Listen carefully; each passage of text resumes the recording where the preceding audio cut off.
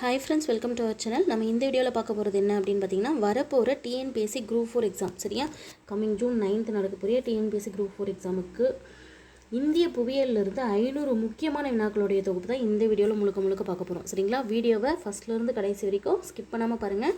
Because TNPSC எக்ஸாம்ஸில் already கேட்கப்பட்ட புவியியல் கேள்விகள் ப்ளஸ் அது ஓரியன்டாக வேறு எதெல்லாம் கொஷின்ஸ் கேட்கலாம் அப்படிங்கிற மாதிரி 500 முக்கியமான வினாக்களை தொகுத்து அதை வந்து ஷார்ட் நோட்ஸ் மாதிரி ரொம்ப ஃபாஸ்ட்டாக ரிவிஷன் பண்ணுறதுக்கு லாஸ்ட் டைமில் ரொம்பவே உங்களுக்கு யூஸ்ஃபுல்லாக இருக்கிற மாதிரி ஷார்ட் நோட்ஸாக கொடுத்துருக்கேன் சரிங்களா.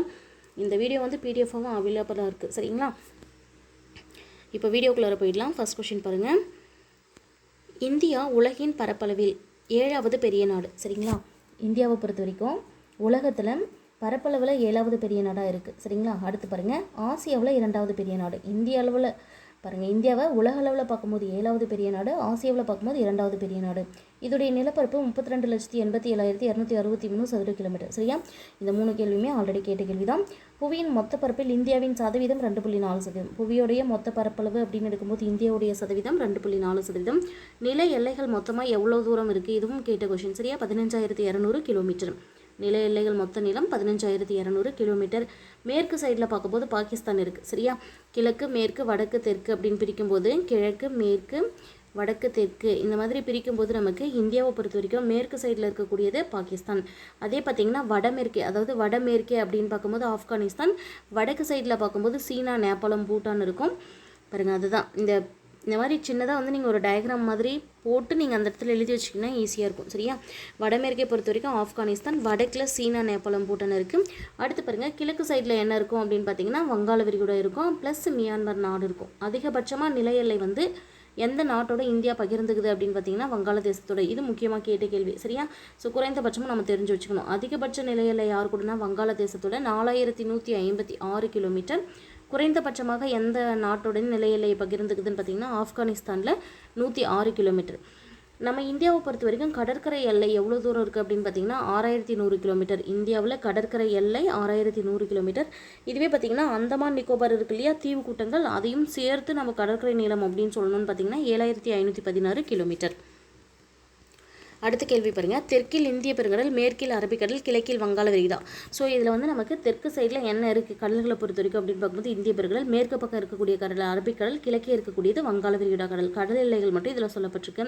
அடுத்து பாருங்கள், இந்தியா இலங்கை இது ரெண்டத்தையும் பிரிக்கக்கூடிய குறுகிய ஆழம் உள்ள பகுதிக்கு பேர் தான் பாக்நீர் சந்தி. இது முக்கியமான கேள்வி. இந்தியா மற்றும் இலங்கையை பிரிக்கும் குறுகிய ஆழம் பாக்நீர் சந்தி. அடுத்து பாருங்கள், மேற்கு கடற்கரை மேற்கு ஆசியா, ஆப்பிரிக்கா, ஐரோப்பிய நாடுகளை இணைக்கும். இந்த மேற்கு கடற்கரை எதுக்கு பயன்படுது இந்தியாவுக்குன்னு பார்த்தீங்கன்னா மேற்கு கடற்கரையை பொறுத்தவரைக்கும் மேற்கு ஆசியா, ஆப்பிரிக்கா மற்றும் ஐரோப்பிய நாடுகளை இணைக்கிறதுக்காகவும், கிழக்கு கடற்கரை அப்படிங்கிறது தென்கிழக்கு மற்றும் கிழக்காசிய நாடுகளை இணைக்கிறதுக்காகவும் பயன்படுது சரியா. மேற்கில் இருக்கக்கூடிய கடற்கரை எதற்கு பயன்படுது, கிழக்கே இருக்கக்கூடிய எதற்கு பயன்படுது அப்படின்னு பார்த்து வச்சுக்கோங்க. இந்திய துணைக்கண்டத்தை பொறுத்த வரைக்கும் எதை வச்சு துணைக்கண்டம் அப்படின்னு சொல்கிறோம்னா பாகிஸ்தான், மியான்மர், வங்காளதேசம், நேபாளம், பூட்டான் மற்றும் இலங்கை சரியா. இந்த 6 நாடுகளையும் சேர்த்து தான் நமக்கு இந்தியாவை ஒட்டி இருக்கக்கூடிய பாகிஸ்தான், மியான்மர், வங்காளதேசம், நேபாளம், பூட்டான் மற்றும் இலங்கை இவை அனைத்தையும் சேர்த்து தான் நம்ம இந்தியாவை துணைக்கண்டம் அப்படின்னு சொல்லுவோம் சரிங்களா. இதுக்கான காரணம் என்ன, இந்தியாவை துணைக்கண்டம்னு ஏன் சொல்கிறோம் அப்படிங்கிறத தெரிஞ்சுக்கோங்க. ஒரு துணைக்கண்டம் அப்படின்னு பார்த்தோம்னா நில அமைப்பு, காலநிலை, இயற்கை தாவரங்கள், கனிமம், மனிதவளம் இதெல்லாமே வந்து வெவ்வேறாக இருக்கணும். இந்தியாவிலையும் பார்த்திங்கன்னா பல்வேறு வகையான நில அமைப்புகள், பல்வேறு வகையான காலநிலைகள், பல்வேறு வகையான இயற்கை தாவரங்கள் மற்றும் கனிமங்கள், மனித வளம் இருக்கிறதுனால நாம் வந்து இந்தியாவையும் துணைக்கண்டம் அப்படின்னு சொல்கிறோம் சரியா. ஒரு கண்டத்தில் இருக்கக்கூடிய அனைத்தும் இங்கே இருக்கிறதுனால இந்தியாவை நம்ம துணைக்கண்டம் அப்படின்னு சொல்கிறோம். அமைவிடம் பார்த்தோம்னா நமக்கு வட அச்சத்தை பொறுத்த வரைக்கும் 8 டிகிரி 4 வட அச்சம் முதல் 37 டிகிரி 6 வட அச்சம் வரை. இது கேட்ட கொஷின் சரிங்களா. அடுத்தது கிழக்கு தீர்க்கம் அப்படின்னு எடுத்துக்கும் போது 68 டிகிரி 8 கிழக்கு தீர்க்கத்திலிருந்து 97 டிகிரி 25 கிழக்கு தீர்க்கம் வரை இருக்கும். இது ரெண்டுமே ஞாபகம் வச்சுக்கோங்க. லெட்டர்ஸ் சரி, அந்த நம்பர்ஸை வந்து நம்ம அக்யூரேட்டாக ஞாபகம் வச்சுக்கணும் சரிங்களா. ஒரு நம்பர் மாற்றிட்டோம்னா கூட அங்கே ஆன்சர் தப்பாக போட்டுருவோம். 8 டிகிரி 4 வட அச்சத்துலேருந்து 37 டிகிரி 6 வட அச்சம். அதே மாதிரி 68 டிகிரி 8 கிழக்கு தீர்க்கத்திலிருந்து 97 டிகிரி 25 கிழக்கு தீர்க்கம் அப்படிங்கிறத ஞாபகம் வச்சுக்கோங்க. அடுத்தது பாருங்கள், அச்சத்திற்கு பரவல் படி இந்தியா முழுவதும் எந்த அரைக்கோளத்தில் இருக்குது அப்படிங்கிறது ஆல்ரெடி கேட்ட கேள்வி. வட அரைக்கோளத்தில் உள்ளது. அச்சத்திற்கு பரவல் படி இந்தியா முழுவதும் எந்த அரைக்கோளத்தில் உள்ளது, வட அரைக்கோளத்தில் உள்ளது. இந்திய திட்ட நேரம் குஜராத், அருணாச்சல பிரதேசம் வரைக்கும் இந்திய திட்ட நேரம் எத்தனை தீர்க்க கோடுகளாக பிரிக்கப்படுது அப்படின்னு ஒரு கேள்வி கேட்பாங்க. 30 தீர்க்க கோடுகளாக பிரிக்கப்படுது. அது ஞாபகம் வச்சுக்கோங்க. இந்தியாவுடைய திட்ட நேரம் குஜராத் மற்றும் அருணாச்சல பிரதேசம் வரை எத்தனை தீர்க்க கோடுகள்னா 30 தீர்க்க கோடுகள். சரியா, 30 தீர்க்க கோடுகளாக பிரிக்கப்படுகிறது. அருணாச்சல பிரதேசத்தில் குஜராத்தை விட 2 மணி நேரம் முன்னதாகவே சூரிய உதயமாகிறது. ஸோ இங்கே ஒரு பாயிண்ட் ஞாபகம் வச்சுக்கோங்க. அருணாச்சல பிரதேசத்தை விட பாருங்க, அருணாச்சல பிரதேசம் இந்த சைடில் இருக்கும். எங்கே இருக்கும் பாருங்களேன், கிழக்கு சைடில் அருணாச்சல பிரதேசம் இருக்குது, மேற்கு சைடில் குஜராத் இருக்குது. இந்த அருணாச்சல பிரதேசத்தை பொறுத்த வரைக்கும் குஜராத்தை விட 2 மணி நேரம் முன்னாடியே சூரியன் வந்து உதயமாகுது அப்படின்னு சொல்கிறாங்க. சரியா, இந்த நேர வேறுபாட்டை வந்து தவிர்க்கணும் அப்படிங்கிறதுக்காக மத்திய தீர்க்க ரேகையான 82 டிகிரி 30 இன்ச்சு கிழக்கு தீர்க்க ரேகை இருக்கு இல்லையா, இதை தான் தலைநேரம். இந்த தலைநேரத்தை இந்திய திட்ட நேரமாக எடுத்திருக்காங்க. இந்திய திட்ட நேரம் எந்த தலைநேரம் அப்படின்னு பார்த்தீங்கன்னா 82 டிகிரி 30 கிழக்கு தீர்க்க ரேகை இருக்கக்கூடிய மத்திய தீர்க்க ரேகை. ஞாபகம் வச்சுக்கோங்க. இது வந்து எது வழியாக போகுது அப்படின்னா மிர்சாப்பூர், அலகாபாத்தில் இருக்கக்கூடிய மிர்சாப்பூர். இது 2 கேள்வியுமே கேட்ட கேள்வி. சரியா, இந்த 2 மணி நேரம் முன்னதாகவே உதயமாகிறது. இதையும் மைண்டில் வச்சுக்கோங்க. இந்த நேரம் வந்து கிரீன்விச் நேரத்தை விட கிட்டத்தட்ட 5.5 மணி நேரம் முன்னதாக இருக்குது. சரியா, கிரீன்விச் நேரத்தோடு நம்ம ஒப்பிடும் போது எத்தனை மணி நேரம் முன்னதாக இருக்குது அப்படின்னு கேட்டால் 5.5 மணி நேரம் முன்னது. அடுத்து பாருங்கள், இந்தியாவின் தென்கோடி முனை என்று அழைக்கப்படுவது எதுன்னு பார்த்தீங்கன்னா இந்திரா முனை. சரியா, முன்னாடி இதுக்கு என்ன பேர் இருந்ததுன்னா பிக் மில்லியன், அதுதான் ப்ராக்கெட்டில் கொடுத்துருக்கேன். இந்தியாவின் தென்கோடி முனை அப்படிங்கிறது இந்திரா முனை, பிக் மில்லியன் என்று அழைக்கப்பட்டது. இது எங்கே இருக்குது அப்படின்னு தெரிஞ்சு வச்சுக்கோங்க. அந்தமான் நிக்கோபார் தீவு கூட்டத்தில் இருக்குது. இந்தியாவுடைய நிலப்பகுதி, இது மொத்தமாக வந்து இந்தியாவுடைய நிலப்பகுதி மற்றும் தீவு கூட்டங்கள்லாம் சேர்த்து சொல்லும்போது இந்தியாவின் தென்கோடி முனை வந்து இந்திரா முனை, முன்பு பிக் மில்லியன் என்று அழைக்கப்பட்டது. இந்த அந்தமான் நிக்கோபார் தீவு கூட்டத்தில் இருக்குது. அடுத்து பாருங்கள், ஒரு பாயிண்ட் கொடுத்துருக்காங்க. இந்திய நிலப்பகுதியின் தென்கோடி முனை அப்படின்னு கேட்டாங்கன்னா, நிலப்பகுதியின் கொடுத்து தென்கோடி முனை அப்படின்னு கேட்டாங்கன்னா கன்னியாகுமரியை சொல்லணும். அதே மாதிரி வடமுனை அப்படின்னு கேட்கும்போது நம்ம இந்திரா கோல் சொல்லணும். சரிங்களா, இந்திரா முனை வேற, இந்திரா கோளுங்கிறது வேற, ரெண்டும் கன்ஃபியூஸ் ஆகக்கூடாது. இந்தியாவின் தென்கோடி முனைன்னு கேட்டால் இந்திரா முனை, இந்தியா பாருங்கள் இந்திய நிலப்பகுதியோடைய தென்கோடி முனைன்னு கேட்கும்போது கன்னியாகுமரி, அதுவே வடமுனை கேட்டாங்கன்னா இந்திரா கோல். சரியா, இது எங்கே இருக்குது அப்படின்னு பார்க்கும்போது ஜம்மு காஷ்மீரில் இருக்குது. இந்திரா கோல் பார்த்திங்கன்னா ஜம்மு காஷ்மீரில் இருக்குன்னு பார்த்தோம்ல, அந்த இந்திரா கோல் அந்த பாயிண்ட்லேருந்து கன்னியாகுமரி வரைக்கும் எவ்வளவு நீளம் இருக்குது இந்தியா அப்படின்னு பார்த்தீங்கன்னா வடக்கு தெற்காக 3214 கிலோமீட்டர் நீளமுடையது. 3214 கிலோமீட்டர் நீளமுடையது. குஜராத்தில் ரான் ஆஃப் கட்சிலிருந்து ஆந்திர பிரதேசம் வரைக்கும் கிழக்கு மேற்காக பார்க்கும்போது 2933 கிலோமீட்டர் நீளமுடையது. சரிங்களா, இந்திரா கோல்லிருந்து கன்னியாகுமரி வரைக்கும் இருக்கக்கூடிய நீளம் பார்த்திங்கன்னா 3214 கிலோமீட்டர் வடக்கு தெற்காக. அதுவே கிழக்கு மேற்காக குஜராத் ரான் ஆஃப் கட்சிலிருந்து ஆந்திர பிரதேசம் வரைக்கும் இருக்கக்கூடியது 2933 கிலோமீட்டர். இந்த கடகரேகை அப்படிங்கிறது வந்து இந்தியாவுடைய மைய பகுதியை, அதாவது இந்தியாவை வந்து மையமாக இருந்து இரண்டாக பிரிக்குது. சரியா, கடகரேகை அப்படிங்கிறது தான் இந்தியாவுடைய மையமாக இருக்குது. இந்தியாவை பொறுத்த வரைக்கும் 28 மாநிலங்களும் 8 யூனியன் பிரதேசங்களும் இருக்குது. இந்த பாயிண்ட் ஞாபகம் வச்சுக்கோங்க. 28 மாநிலங்கள் 8 யூனியன் பிரதேசங்கள். ஆந்திராவுடைய தலைநகரம் வந்து பார்த்திங்கன்னா அமராவதி நகர். சரியா, ஆந்திராவுடைய தலைநகரம் இது அமராவதி நகர். ஆனால் ஆந்திர மறுசீரமைப்பு சட்டம் 2024 வரைக்கும், ஆந்திர மறுசீரமைப்பு சட்டம் என்ன சொல்லுது அப்படின்னா 2024 வரைக்கும் ஹைதராபாத்துக்கும் ஆந்திராவுக்கும் தெலுங்கானாவுக்கும் எது தான் தலைநகரமாக இருக்கும் அப்படின்னு சொல்கிறாங்க அப்படின்னா ஹைதராபாத் தான் தலைநகரமாக இருக்கும். ஆக்சுவலாக ஆந்திரா தலைநகரம் அமராவதி நகர். எப்போவிலிருந்து அப்படின்னா 2024 பின்னாடி தான். ஏன் அப்படின்னா ஆந்திர மறுசீரமைப்பு சட்டம் அப்படின்னு சொல்லிட்டு ஒன்று கொண்டு வந்தாங்க. அதில் என்ன சொல்லியிருப்பாங்கன்னா 2024 வரைக்கும் ஆந்திரா தெலுங்கானா இது ரெண்டுத்துக்குமே ஹைதராபாத் தான் தலைநகரம் அப்படின்னு சொல்லியிருப்பாங்க. சரியா, அடுத்த பாயிண்ட் போயிடலாம். இந்தியாவின் இயற்கை அமைப்புகள் 6 பெரும்பிரிவுகளாக இருக்குது அப்படின்னு சொல்லியிருக்காங்க. ரொம்ப முக்கியமானது. இந்தியாவுடைய இயற்கை அமைப்பை எத்தனை பெரும்பிரிவுகளாக பிரிக்கிறாங்க? 6 பெரும்பிரிவுகள். அதில் பார்த்திங்கன்னா இமயமலைகள். சரியா, இந்த வடக்கு சைட்லேருந்து அப்படியே இந்திய மேப்பை வந்து கொஞ்சம் கொஞ்சமாக நீங்கள் வந்து மைண்டில் தெற்கு பக்கமாக கொண்டு வாங்க. இந்த 6மே ஈஸியாக சொல்லிடலாம். சரியா, ஃபஸ்ட்டு ஸ்டார்டிங்கில் இமயமலைகள். சரியா, இமயமலைகள். அதுக்கப்புறம் வரும்போது வந்து வடபெரும் இந்திய சமவெளிகள். சரியா, மலையிலிருந்து இறங்கி சமவெளிக்கு வராங்க, வடபெரும் இந்திய சமவெளிகள். அப்புறம் தீபகற்ப பீடபூமிகள். அதுக்கடுத்து வரும்போது தீபகற்ப பீடபூமிகள். அப்புறம் இந்திய பாலைவனம்.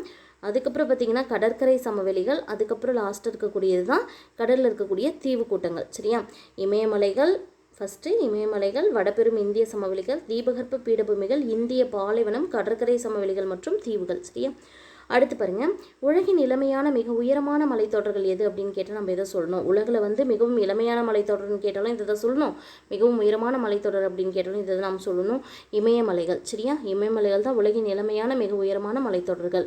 அடுத்தது பாருங்கள், மேற்கே சிந்து பள்ளத்தாக்கும் கிழக்கே பிரம்மபுத்திரா பள்ளத்தாக்கும். சரியா, இந்த இமயமலைகள் வந்து மேற்கு பக்கம் பார்க்கும்போது எங்கே தொடங்குது அப்படின்னா சிந்து பள்ளத்தாக்குலையும், கிழக்கு பக்கம் பார்த்தீங்கன்னா பிரம்மபுத்திரா பள்ளத்தாக்கு வரைக்கும் மொத்தமாக எவ்வளோ நீளத்துக்கு இருக்குது அப்படின்னா 2500 கிலோமீட்டர் நீளத்துக்கு இருக்குது.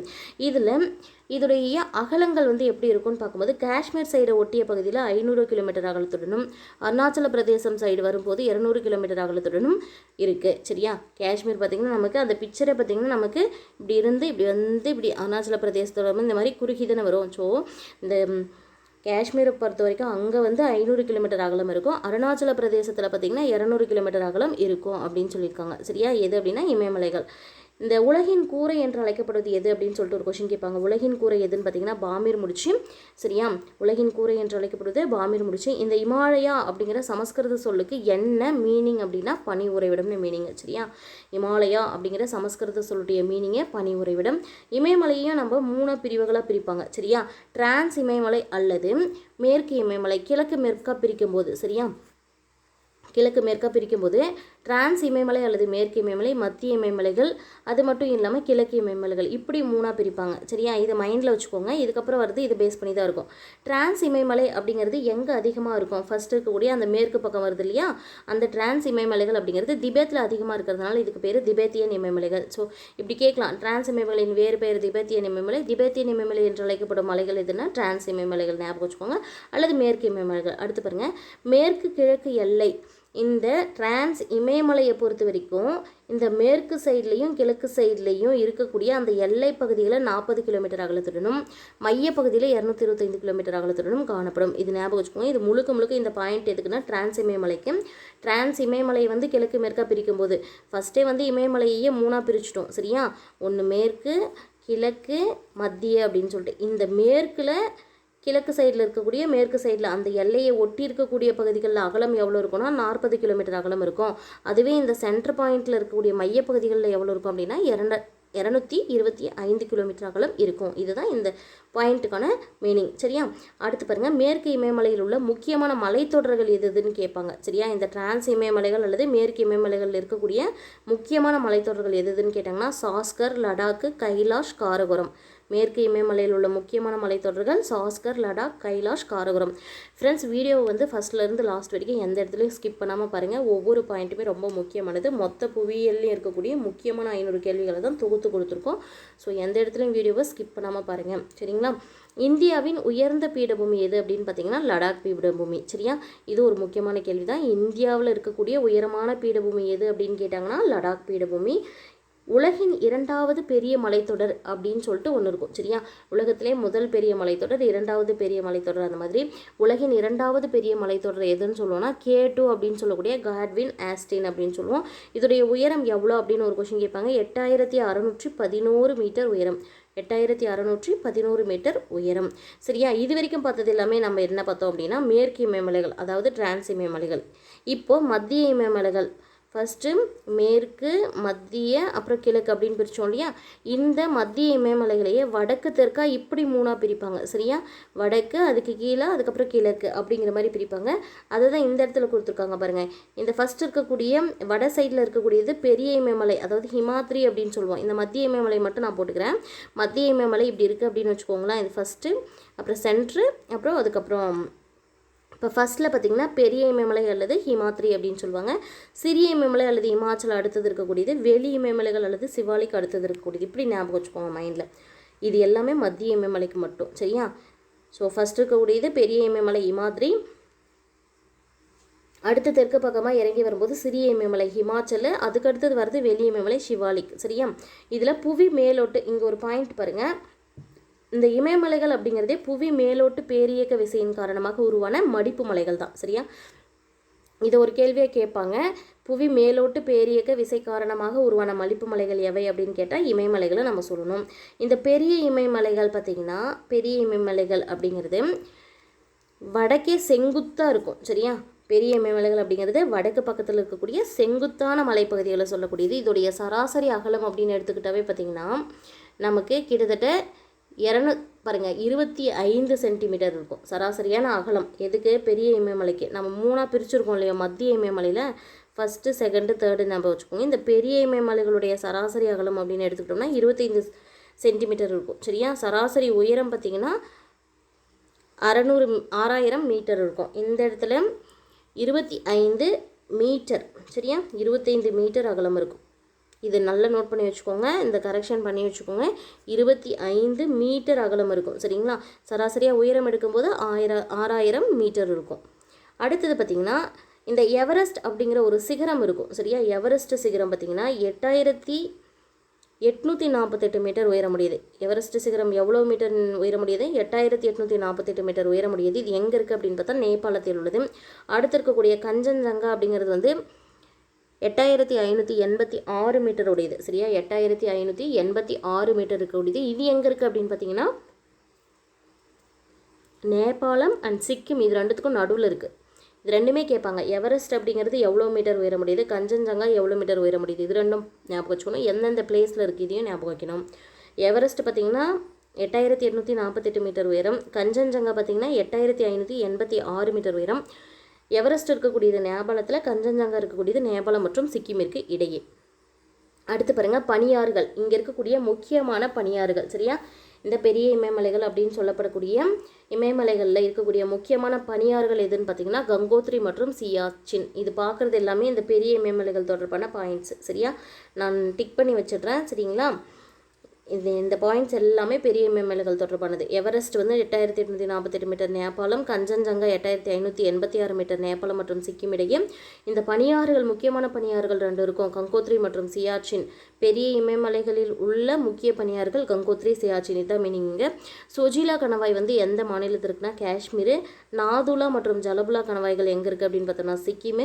ஷிவ்கிலா கணவாய் எங்கே இருக்குது அப்படின்னு பார்த்தோம்னா இமாச்சல பிரதேசம். இதுவும் கேட்டிருக்காங்க. சரியா? சொஜிலா கணவாய் காஷ்மீர், நாதுலா மற்றும் ஜலபுலா கணவாய் சிக்கிம், ஷிவ்கிலா கணவாய் இமாச்சல பிரதேசம். சரியா?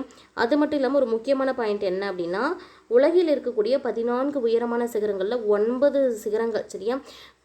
உலகில் இருக்கக்கூடிய 14 உயரமான சிகரங்களில் 9 உயரமான சிகரங்கள் எங்கே இருக்குது அப்படின்னா இந்த ஹிமாத்ரி, அதாவது பெரிய இமயமலை அப்படின்னு சொல்கிறோம் இல்லையா, இதுலேயே இருக்குது அப்படின்னு சொல்கிறாங்க. அடுத்தது பாருங்கள், ஹிமாத்ரிக்கும் சிவாலிக்கிற்கும் இடையே உள்ளது தான் ஹிமாச்சல் அப்படின்னு சொல்கிறாங்க. ஸோ ஃபஸ்ட்டு பார்த்தது நம்ம 1 2 3 அதே மாதிரி மறுபடியும் அந்த மத்திய பகுதியை பிரித்து பார்க்கும்போது இப்போ ஃபஸ்ட்டு இருக்கக்கூடியது முடிஞ்சுது. இப்போ இருக்கக்கூடிய அந்த மத்திய இமயமலைகளுக்கு வந்தோம்னா ஹிமாத்ரிக்கும் சிவாலிக்கும் இடையே தான் ஹிமாச்சல் இருக்குது. சரியா? பெரிய இமயமலைகள் அடுத்தது சிறிய இமயமலைகள் பார்த்தோம் இல்லையா, அந்த ஹிமாத்ரி மற்றும் சிவாலிக், இதுதான் ஹிமாத்ரி. மூணாவதாக இருக்கக்கூடியது சிவாலிக். இது ரெண்டுத்துக்கும் நடுவில் இருக்கக்கூடியது தான் என்ன அப்படின்னா ஹிமாச்சல் என்று அழைக்கப்படக்கூடிய சிறிய இமயமலை. அதுதான் இதோட மீனிங்கு. அடுத்து பார்க்க போகிறது பார்த்திங்கன்னா ஹிமாத்ரிக்கும் சிவாலிக்கும் இருக்கக்கூடிய சிறிய இமயமலை பற்றி தான். இந்த சிறிய இமயமலைகளுடைய சராசரி அகலம் எவ்வளோ இருக்கும் அப்படின்னு பார்த்தீங்கன்னா 800 கிலோமீட்டர். சராசரி உயரம் எவ்வளோ இருக்கும் அப்படின்னு பார்த்தீங்கன்னா 3500 மீட்டர்லேருந்து 4500 மீட்டர் வரைக்கும் வேறுபடலாம். சரியா? சராசரி அகலம் அப்படிங்கிறது 80 கிலோமீட்டர். சரியா? சராசரி அகலம் 80 கிலோமீட்டர். அடுத்து சராசரி உயரம் 3500 மீட்டர்லேருந்து 4500 மீட்டர்.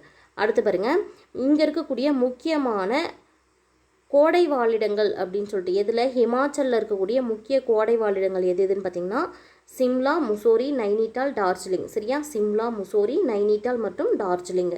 அடுத்து பாருங்கள், இந்திய துணைக்கண்டத்தில் உள்ள முக்கியமான கணவாய்கள் அப்படின்னு கேட்குறாங்க. மொத்தமாக இந்திய துணைக்கண்டத்தில் இருக்கக்கூடிய முக்கிய கணவாய்கள் அப்படின்னு கேள்வி கேட்டாங்கன்னா கைபர், போலான் கணவாய்கள். சரியா? இந்தியாவில் இருக்கக்கூடிய முக்கிய கணவாய் 2 கைபர் மற்றும் போலான் கணவாய்கள். இதில் இந்த கைபர் கணவாய் எங்கே இருக்கும், போலன் கணவாய் எங்கே இருக்கும் அப்படிங்கிறத அடுத்து கொடுத்துருக்கோம் பாருங்கள். பாகிஸ்தானையும் ஆப்கானிஸ்தானையும் இணைக்கும் கணவாய் கைபர் கணவாய். சரியா? பாகிஸ்தானையும் ஆப்கானிஸ்தானையும் இணைக்கும் கணவாய் கைபர் கணவாய். பாகிஸ்தானில் உள்ள கணவாய் போலன் கணவாய். இதில் அடுத்தது பாருங்கள், நம்ம அடுத்து பார்க்க போகிறது சிவாலிக், வெளி இமயமலைகள். சரியா? இந்த சிவாலிக் என்று அழைக்கப்படக்கூடிய வெளி இமயமலையுடைய சராசரி உயரம் மட்டும் பாருங்கள் 1000 மீட்டர் இருக்கும். கிழக்கில் பார்த்திங்கன்னா இந்த வெளி இமயமலைகள் வந்து டூயர்ஸ் எனவும் மேற்கே டூன்கள் எனவும் அழைக்கப்படுகின்றன. வெளி இமயமலைகள் வந்து கிழக்கு சைடில் டூயர்ஸ் எனவும் மேற்கே டூன்கள் எனவும் அழைக்கப்படுகின்றன. இந்த கிழக்கு இமயமலைகள், சரியா, கிழக்கு இமயமலைகள் பொறுத்த வரைக்கும் வடகிழக்கு மாநிலங்களில் தான் அதிகமாக பரவி இருக்குது. அடுத்து பார்க்க போகிறது இந்த மத்திய இமயமலைகளை முடிச்சு இப்படி சரியா? மேற்கு இமயமலைகள், மத்திய இமயமலைகளை முடித்து கிழக்கு இமயமலைகளுக்கு வரும். இந்த கிழக்கு இமயமலைகள் அப்படிங்கிறது வந்து மேக்சிமம் பார்த்திங்கன்னா வடகிழக்கு மாநிலங்களில் பரவி இருக்குது. இதோடைய வேறு பெயர் என்ன அப்படின்னு பார்த்திங்கன்னா பூர்வாஞ்சல் குன்றுகள் அப்படின்னு சொல்லுவோம். கிழக்கு இமயமலைகளுக்கு வேறு பெயர் என்ன? பூர்வாஞ்சல் குன்றுகள். இமயமலையின் முக்கியத்துவம் அப்படின்னு பார்க்கும்போது தென்மேற்கு பருவக்காற்றை தடுத்து, சரியா, வட இந்தியா ஃபுல்லாக மழை வர வைக்கிறது இந்த இமயமலை தான். சரியா? இமயமலையின் மூலமாக இந்த தென்மேற்கு பருவக்காற்று தடுக்கப்பட்டு என்ன ஆகுது? வட இந்தியாவுக்கு வந்து மழையை தருவிக்கின்றது அப்படின்னு சொல்கிறாங்க. சரியா? அடுத்து பாருங்கள், இந்திய துணைக்கண்டத்திற்கு இயற்கை அரணாக அமைந்துள்ளது. மற்ற நாடுகள் வந்து நம்ம நாடுகளை தாக்காதவாறு இந்திய துணைக்கண்டத்திற்கு இயற்கை அரணாக இருக்குது. வற்றாத நதிகளின் பிறப்பிடமாக இமயமலை தான் இருக்குது. சரியா? இது ஒரு முக்கியமான பாயிண்ட்டு. ரீசெண்ட் டைமில் கேட்டிருக்காங்க. வற்றாத நதிகளின் பிறப்பிடம் இமயமலை. வண்டல் மண் படிவுகளை கொண்ட உலகின் வளமான சமவெளி எது அப்படின்னு கேட்டாங்கன்னா, இப்போ இமயமலைகள் முடிச்சு அடுத்து என்ன சொல்லியிருக்காங்கன்னா வடபெரும் சமவெளிகள் பற்றி சில பாயிண்ட்ஸ் பார்க்குறோம். வண்டல் மண் படிவுகளை கொண்ட உலகின் வளமான சமவெளி எது அப்படின்னு கேட்டாங்கன்னா வடபெரும் சமவெளி. இந்த வடபெரும் சமவெளி எவ்வளவு தூரத்திற்கு வந்து பரவி இருக்குது அப்படின்னா 7 லட்சம் சதுர கிலோமீட்டர் அளவுக்கு பரவி இருக்குது. இந்த வடபெரும் சமவெளி பகுதிகளில் முக்கிய பண்புகள் சில இருக்குது. சரியா? வடபெரும் சமவெளி பகுதிகளை பொறுத்த வரைக்கும் அதோடைய பண்புகள் பேஸில் வந்து என்ன மாதிரியெல்லாம் அந்த சமவெளிகளுக்கு பேர் வைக்கிறாங்க அப்படின்னா பாபர் சமவெளி, தராய் சமவெளி, பாங்கர் சமவெளி, காதர் சமவெளி மற்றும் டெல்டா சமவெளி. சரிங்களா? 5 இருக்குது பாருங்கள். பாபர் சமவெளி, தராய் சமவெளி, பாங்கர் சமவெளி, காதர் சமவெளி மற்றும் டெல்டா சமவெளி. இந்த இமயமலை ஆறுகளால் படிய வைக்கப்பட்ட பெரும் மணல்கள் மற்றும் பல வகைப்பட்ட படிவுகளால் ஆனது எது அப்படின்னு பார்த்தீங்கன்னா பாபர் சமவெளி. சரியா? இது எல்லாமே எங்கேருந்து வருது? இமயமலை ஆறுகளால் படிய வைக்கப்பட்ட பெரும் மணல்கள் மற்றும் பல வகைப்பட்ட படிவுகளால் ஆனது. இது முக்கியமானது. இந்த பெரும் மணல்கள் அப்படிங்கிறது பல வகையான படிவுகளால் ஆனது அப்படிங்கிறது முக்கியமானது. எந்த சமவெளி அப்படின்னு பார்த்தா பாபர் சமவெளி. அடுத்தது தராய் மண்டலம். சரியா? இந்த தராய் அப்படிங்கிறது வந்து கிழக்கு பிரம்மபுத்திரா பள்ளத்தாக்கில் அகலமாக இருக்குது.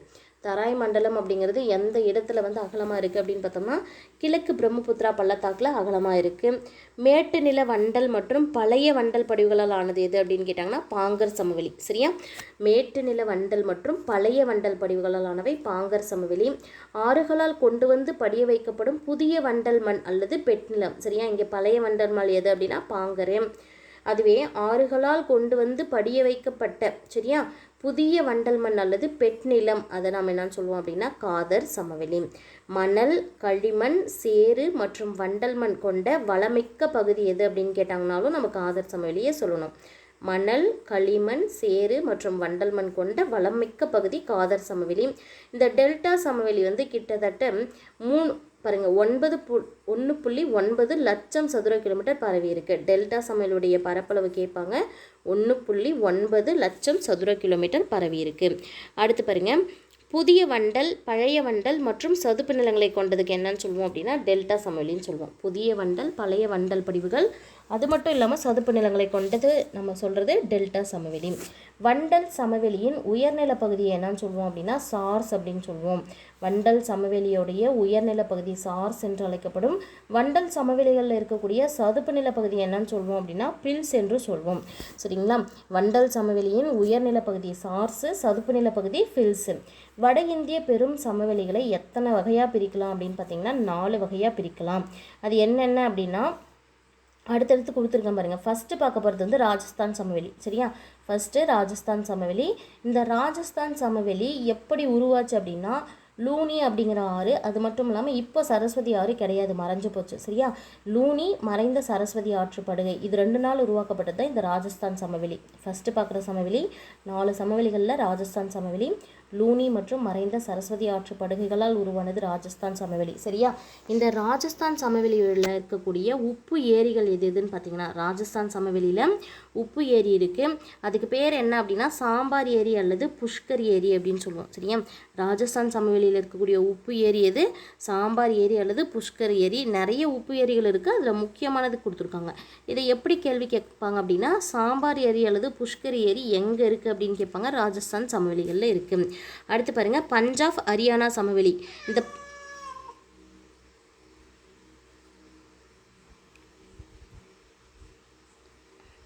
பஞ்சாப் ஹரியானா சமவெளி பார்த்திங்கன்னா கிட்டத்தட்ட 1.75 லட்சம் சதுர கிலோமீட்டர் பரப்பளவுடையது. பஞ்சாப் ஹரியானா சமவெளி பார்த்திங்கன்னா 1.75 லட்சம் சதுர கிலோமீட்டர் பரப்பளவுடையது.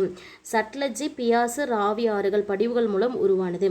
இந்த பஞ்சாப் ஹரியானா சமவெளி எப்படி உருவானது அப்படின்னு கேட்டாங்கன்னா சட்லஜ், பியாஸ், ராவி இந்த ஆறுகளுடைய படிவுகள் மூலம் உருவாக்கப்பட்டது. கங்கை சமவெளி அடுத்தது. பஞ்சாப் ஹரியானா சமவெளி முடிச்சு அடுத்து பார்க்குறது கங்கை சமவெளி. இந்த கங்கை சமவெளியுடைய சதுர கிலோமீட்டர் பரப்பளவு பாருங்கள். இங்கே எப்படி 1.75 லட்சம் சதுர கிலோமீட்டர், அந்த மாதிரி இங்கே 3.75 லட்சம் சதுர கிலோமீட்டர் பரப்புடையது கங்கை சமவெளி. இது பாருங்கள் கங்கை மற்றும் அதன் துணையாறுகளால் படிய வைக்கப்பட்டு உருவான இந்தியாவின் மிகப்பெரிய சமவெளி. சரியா, கங்கை ஆற்றுடைய துணையாறுகள் பாருங்கள் அடுத்தது கொடுத்துருக்கேன் நிறைய. சரியா, கங்கை மற்றும் அதன் துணை ஆறுகளால் படிய வைக்கப்பட்டு உருவான இந்தியாவின் மிகப்பெரிய சமவெளி. 2 விதமான கேள்வி கேட்கலாம். கங்கை மற்றும் அதன் துணையாறுகளால் படிய வைக்கப்பட்டு உருவானது எதுன்னு கேட்கலாம். இந்தியாவுடைய மிகப்பெரிய சமவெளி எது அப்படின்னு கேட்கலாம். ரெண்டுத்துக்குமே ஆன்சர் கங்கை சமவெளி. அதோடைய பரப்பளவு 3.75 லட்சம் சதுர கிலோமீட்டர். அடுத்தது பாருங்கள் இந்த கங்கையுடைய துணையாறுகள். இந்த துணையாறுகள் படிக்கணுமா அப்படின்னா கட்டாயமாக படிக்கணும். ரீசெண்ட் டைமில் பார்த்தீங்கன்னா துணையாறுகள் கொடுத்துட்டு பொருந்தாதது தேர்ந்தெடுக்க சொல்லியிருக்காங்க. பொறுத்துக்கு உள்ள துணையாறுகளையும் ஆறுகளையும் பொறுத்து சொல்லியிருக்காங்க. ஸோ கங்கை நதியுடைய துணையாறுகள் அப்படின்னு பார்க்கும்போது காக்ரா, காண்டக், கோசி, யமுனா, சாம்பல், பெட்வா. இது 6மே ஞாபகம் வச்சுக்கோங்க. காக்ரா, காண்டக், கோசி, யமுனா, சாம்பல், பெட்வா. சரியா, இங்கே இருக்கக்கூடிய சதுப்பு நில காடுகளுக்கு என்னென்னு பேர் அப்படின்னு பார்த்தோம்னா இந்த கங்கை சமவெளியில் இருக்கக்கூடிய சதுப்பு நில காடுகளுக்கு பேர் சுந்தரவன காடுகள். சரியா, பிரம்மபுத்திரா சமவெளியுடைய பெரும் பகுதி எங்கே இருக்குது அப்படின்னு பார்த்தீங்கன்னா லாஸ்ட்டாக பார்க்குறது பாருங்கள். அடுத்தது பிரம்மபுத்திரா சமவெளி. சரியா, இந்த பிரம்மபுத்திரா சமவெளியுடைய பெரும் பகுதி எங்கே இருக்குன்னா அசாம் பகுதிகளில் இருக்குது. இதோடைய பரப்பளவுன்னு பார்க்கும்போது 56,275 சதுர கிலோமீட்டர் உடையது. 56,275 சதுர கிலோமீட்டர் பரப்புடையது. வண்டல் விசிறிகள் தராய் சதுப்பு நில காடுகளாகவும் உள்ளது. இந்த பிரம்மபுத்திரா சமவெளி முழுவதுமே எப்படி இருக்குது அப்படின்னு பார்த்தோம்னா நிறைய வண்டல் விசிறிகளும் தராய் சதுப்பு நில காடுகளாகவும் இருக்கின்றன. அடுத்து பாருங்கள் வட இந்திய சமவெளிக்கு தெற்கே உள்ள பகுதியை நம்ம என்ன சொல்லுவோம் அப்படின்னா இப்போ வட இந்திய சமவெளிகள் முடிஞ்சது. அடுத்தது வரக்கூடியது தீபகற்ப பீடபூமி. சரியா, வட இந்திய சமவெளிக்கு தெற்கே உள்ள பகுதி தீபகற்ப பீடபூமி. இதோடைய பரப்பளவு இந்த தீபகற்ப பீடபூமியை பொறுத்த வரைக்கும் அதோடைய பரப்பளவு அப்படின்னு எடுத்துக்கிட்டோம்னா 16 லட்சம் சதுர கிலோமீட்டர். சரியா, 16 லட்சம் சதுர கிலோமீட்டர். தீபகற்ப பீடபூமியில் உள்ள மிக உயரமான சிகரம் அப்படின்னு ஒரு கேள்வி கேட்பாங்க. ஆனைமுடி சிகரம். சரியா, தீபகற்ப பீடபூமியை பொறுத்த வரைக்கும் மிக உயரமான சிகரம் ஆனைமுடி சிகரம். அதோடைய உயரம் கேட்பாங்க 2695 மீட்டர் உயரமுடையது. சரியா, ஆனைமுடி சிகரத்தின் உயரம் 2695 மீட்டர் உயரமுடையது. கிழக்கு நோக்கி பாயக்கூடிய ஆறுகள் என்ன அப்படின்னு பார்த்தீங்கன்னா கோதாவரி, காவிரி, மகாநதி மற்றும் கிருஷ்ணா. மேற்கு நோக்கி பாயக்கூடிய ஆறுகள் நர்மதை மற்றும் தபதி. சரியா, இதில் இன்னொரு ஆறு இருக்கும். சரியா, அது மா அப்படிங்கிற லெட்டரில் தொடங்கும். அந்த ஆறுடைய நேமை நீங்கள் கமெண்ட் பண்ணுங்கள். கொஷின் நம்பர் 97க்கு மேற்கு நோக்கி பாயும் ஆறுகள் நர்மதை, தபதி. நர்மதை ஆற்றுக்கும் வடபெரும் சமவெளிக்கும் இடையே இருக்கக்கூடியது என்னன்னு சொல்லுவோம் அப்படின்னா மத்திய உயர்நிலங்கள்.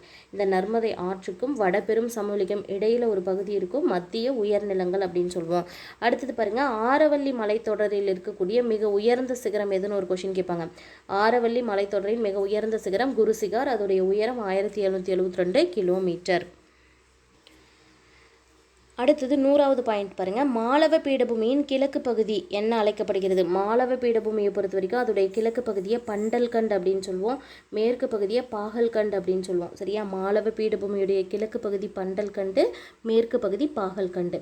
இந்தியாவின் கனிம வளமான பீடபூமி. சரியா, இது ஒரு கொஷினாக கேட்டிருக்காங்க ஆல்ரெடி. இந்தியாவின் கனிம வள பீடபூமி என்று அழைக்கப்படுவது சோட்டா நாகபுரி பீடபூமி. ரொம்ப ரொம்ப இம்பார்ட்டண்ட்டான கொஷின். சரியா, இந்தியாவின் கனிம வள பீடபூமி சோட்டா நாகபுரி பீடபூமி. அடுத்த கேள்வி தக்கான பீடபூமியின் வடிவம் என்ன அப்படின்னு ஒரு கொஸ்டின் கேட்பாங்க. சரியா, தக்கான பீடபூமி எந்த வடிவத்தில் இருக்கும்? முக்கோண வடிவத்தில் இருக்கும். இதோடைய பரப்பு கேட்டாங்கன்னா தக்கான பீடபூமியுடைய பரப்பளவு 7 லட்சம் சதுர கிலோமீட்டர்.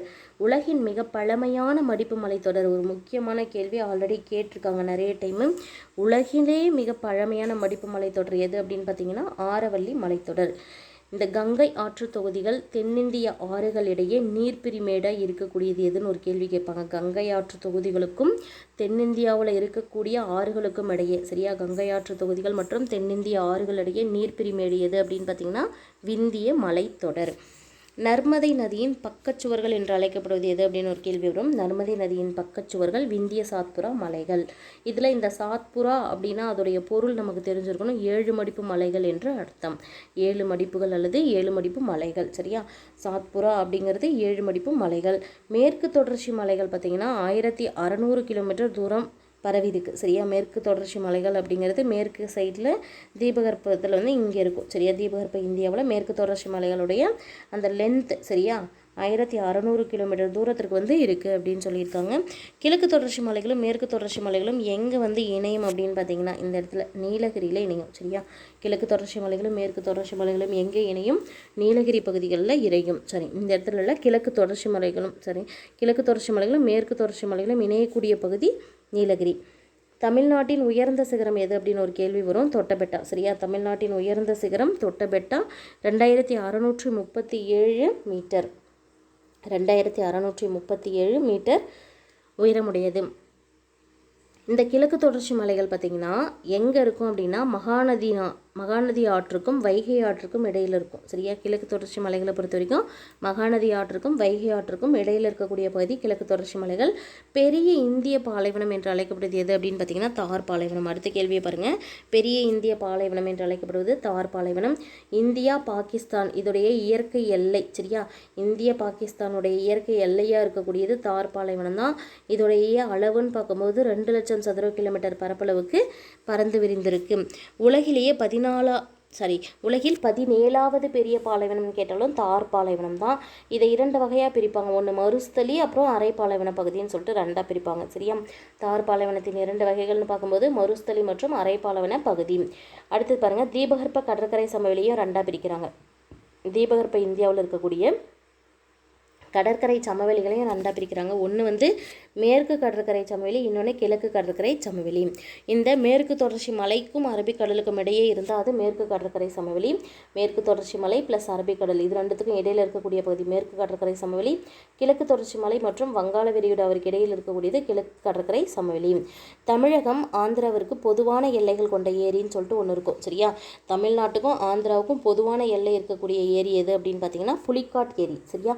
கிருஷ்ணா மற்றும் காவிரி ஆறுகளிடையே உள்ள கடற்கரை எது அப்படின்னு கேட்டாங்கன்னா இதுவும் கேட்ட கேள்விதான். கிருஷ்ணா மற்றும் காவிரி ஆறுகளிடையே உள்ள கடற்கரை சோழமண்டல கடற்கரை. கட்ச் மற்றும் காம்பே வளைகுடாவிற்கு இடைப்பட்ட சமவெளி எது அப்படின்னு கேட்கும்போது குஜராத் சமவெளியை சொல்லணும்.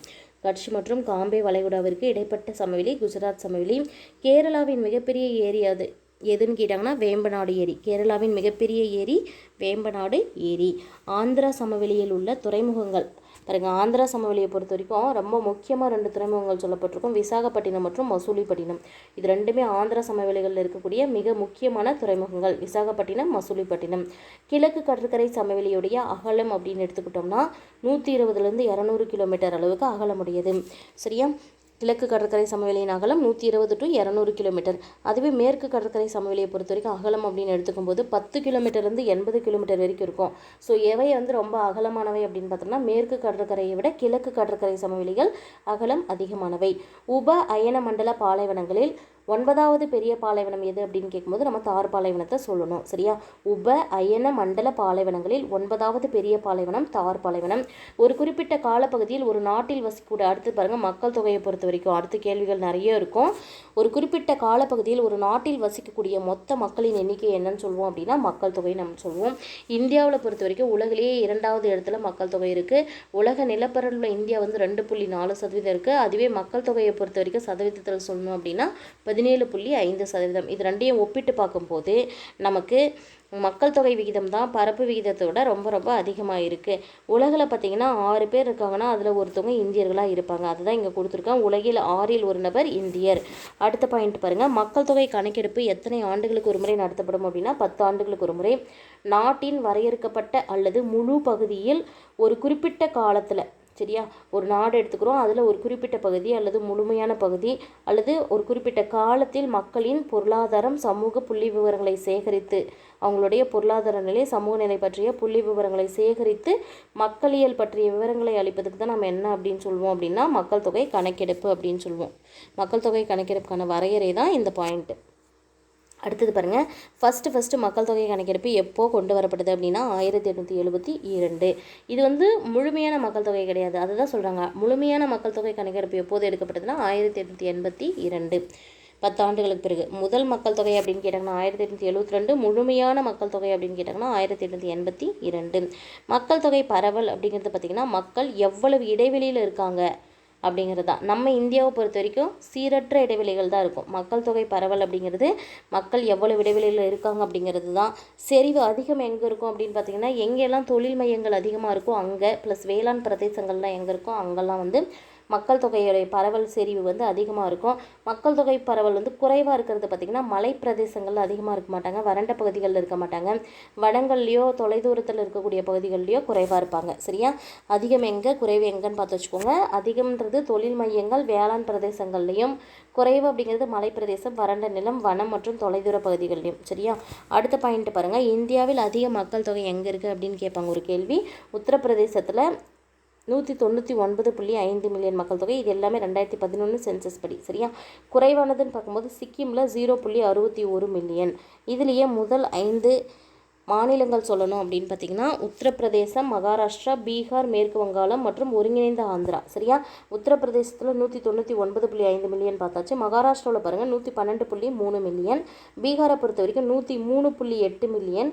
மேற்கு வங்கத்தை பொறுத்த வரைக்கும் 94.3 மில்லியன். சரியா? ஒருங்கிணைந்த ஆந்திராவில் பார்க்கும்போது 84.6 மில்லியன். அடுத்தது பாருங்கள், அதிக மக்கள் இருக்கக்கூடிய யூனியன் பிரதேசம் எது அப்படின்னு கேட்டாங்கன்னா புதுடெல்லி. எவ்வளோ மக்கள்னா 16.75 மில்லியன் மக்கள். அதிக மக்கள் இருக்கக்கூடிய யூனியன் பிரதேசம் புதுடெல்லி, 16.75 மில்லியன். சராசரியாக ஒரு சதுர கிலோமீட்டர் எடுத்துக்கும் போது சராசரியாக ஒரு சதுர கிலோமீட்டர் பரப்பளவில் வசிக்கக்கூடிய மக்களின் எண்ணிக்கை என்னன்னு சொல்லுவோம் அப்படின்னா நம்ம மக்கள் தொகை அடர்த்தி அப்படின்னு சொல்லுவோம். மக்கள் தொகை அடர்த்தி அப்படிங்கிறது சராசரியாக ஒரு சதுர கிலோமீட்டர் பரப்பளவில் வசிக்கும் மக்களின் எண்ணிக்கை. இதிலே பாருங்கள் 2011 சென்செக்ஸ் படி சராசரி மக்கள் அடர்த்தி எவ்வளோன்னு பார்த்தீங்கன்னா 382.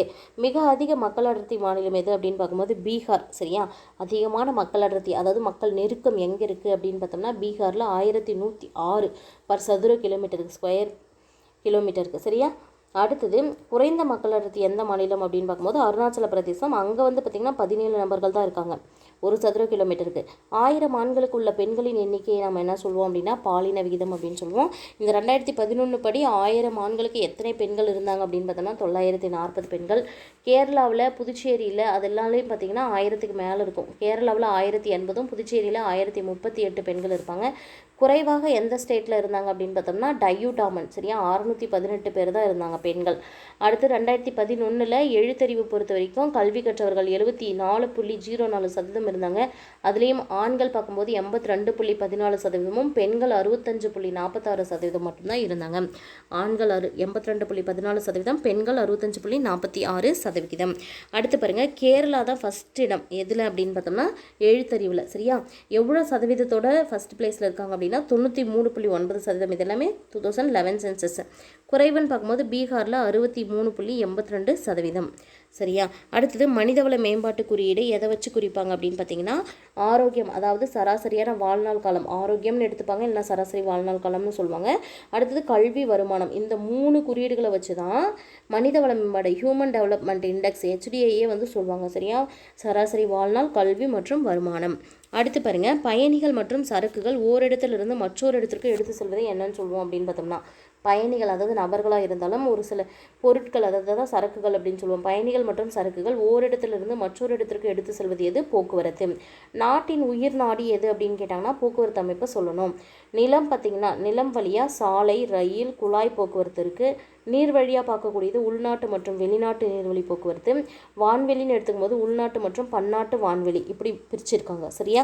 நிலத்தில் இருக்கக்கூடிய போக்குவரத்தை பார்த்திங்கன்னா சாலை, ரயில், குழாய் போக்குவரத்துன்னு 3ஆக பிரிச்சிருக்காங்க. நீர் போக்குவரத்து உள்நாட்டு, வெளிநாட்டு நீர் போக்குவரத்துன்னு பிரிச்சிருக்காங்க. வான்வெளியை பொறுத்த வரைக்கும் உள்நாட்டு மற்றும் பன்னாட்டு வான்வெளி போக்குவரத்துன்னு பிரிச்சிருக்காங்க. சரியா? இங்கே ஒரு முக்கியமான பாயிண்ட் பாருங்கள், இந்தியாவில் குறுகிய மற்றும் நீண்ட தூர பயணங்கள், அதாவது இந்தியாவை பொறுத்த வரைக்கும் குறுகிய மற்றும் நீண்ட தூர பயணிகள், அது சரக்குகள் எதுவாக இருந்தாலும் சரி, குறுகிய தூரமாக இருந்தாலும் நீண்ட தூரமாக இருந்தாலும் அதை கொண்டு செல்வதில் முக்கியமான பங்கு வகிப்பது எந்த போக்குவரத்து அப்படின்னு பார்த்தீங்கன்னா சாலை போக்குவரத்து. அது மட்டும் இல்லாமல் குறுகிய தூர பயணத்திற்கு மிகவும் உகந்ததுன்னு ஒரு கொஷின் கேட்பாங்க. மிக குறைவான தூரம் உள்ள பயணங்களுக்கு மிகவும் உகந்தது எது அப்படின்னு பார்த்தோம்னா சாலை போக்குவரத்து தான். உலகின் 2வது நீண்ட சாலை அமைப்புடைய நாடு எதுன்னு ஒரு கேள்வி கேட்டாங்கன்னா அதுக்கு ஆன்சர் இந்தியா. உலகின் 2வது நீண்ட சாலை அமைப்பு இந்திய நாட்டில் இருக்குது. இந்திய சாலைகளை எப்படி பிரிச்சிருக்காங்க அப்படின்னு பார்த்தீங்கன்னா தேசிய நெடுஞ்சாலைகள், மாநில நெடுஞ்சாலைகள், அதுக்கு பிறகு மாவட்ட சாலைகள், கிராமப்புற சாலைகள், அது மட்டும் இல்லாமல் எல்லையாறு சாலைகள் மற்றும் பன்னாட்டு நெடுஞ்சாலைகள் இப்படியெல்லாம் பிரிச்சிருக்காங்க. சிந்து பள்ளத்தாக்கில் இருந்து மேற்கு வங்கத்தில் இருக்கக்கூடிய சோனார் பள்ளத்தாக்கு வரைக்கும், இது முக்கியமான கேள்வி பாருங்கள். சிந்து பள்ளத்தாக்கில் இருந்து மேற்கு வங்கத்தில் இருக்கக்கூடிய சோனார் பள்ளத்தாக்கு வரை சாஹி அப்படின்னு சொல்லக்கூடிய ராயல் சாலையை அமைத்தவர் யார் அப்படின்னு கேட்டால் ஷெர்ஷா சூரி. சரியா?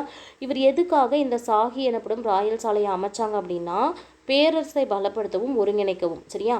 இதில் கொல்கத்தாவிலிருந்து பெஷாவர் வரைக்கும் இந்த சாலை வந்து ஆங்கிலேயர்கள் காலத்தில் என்ன பேர் வச்சாங்க?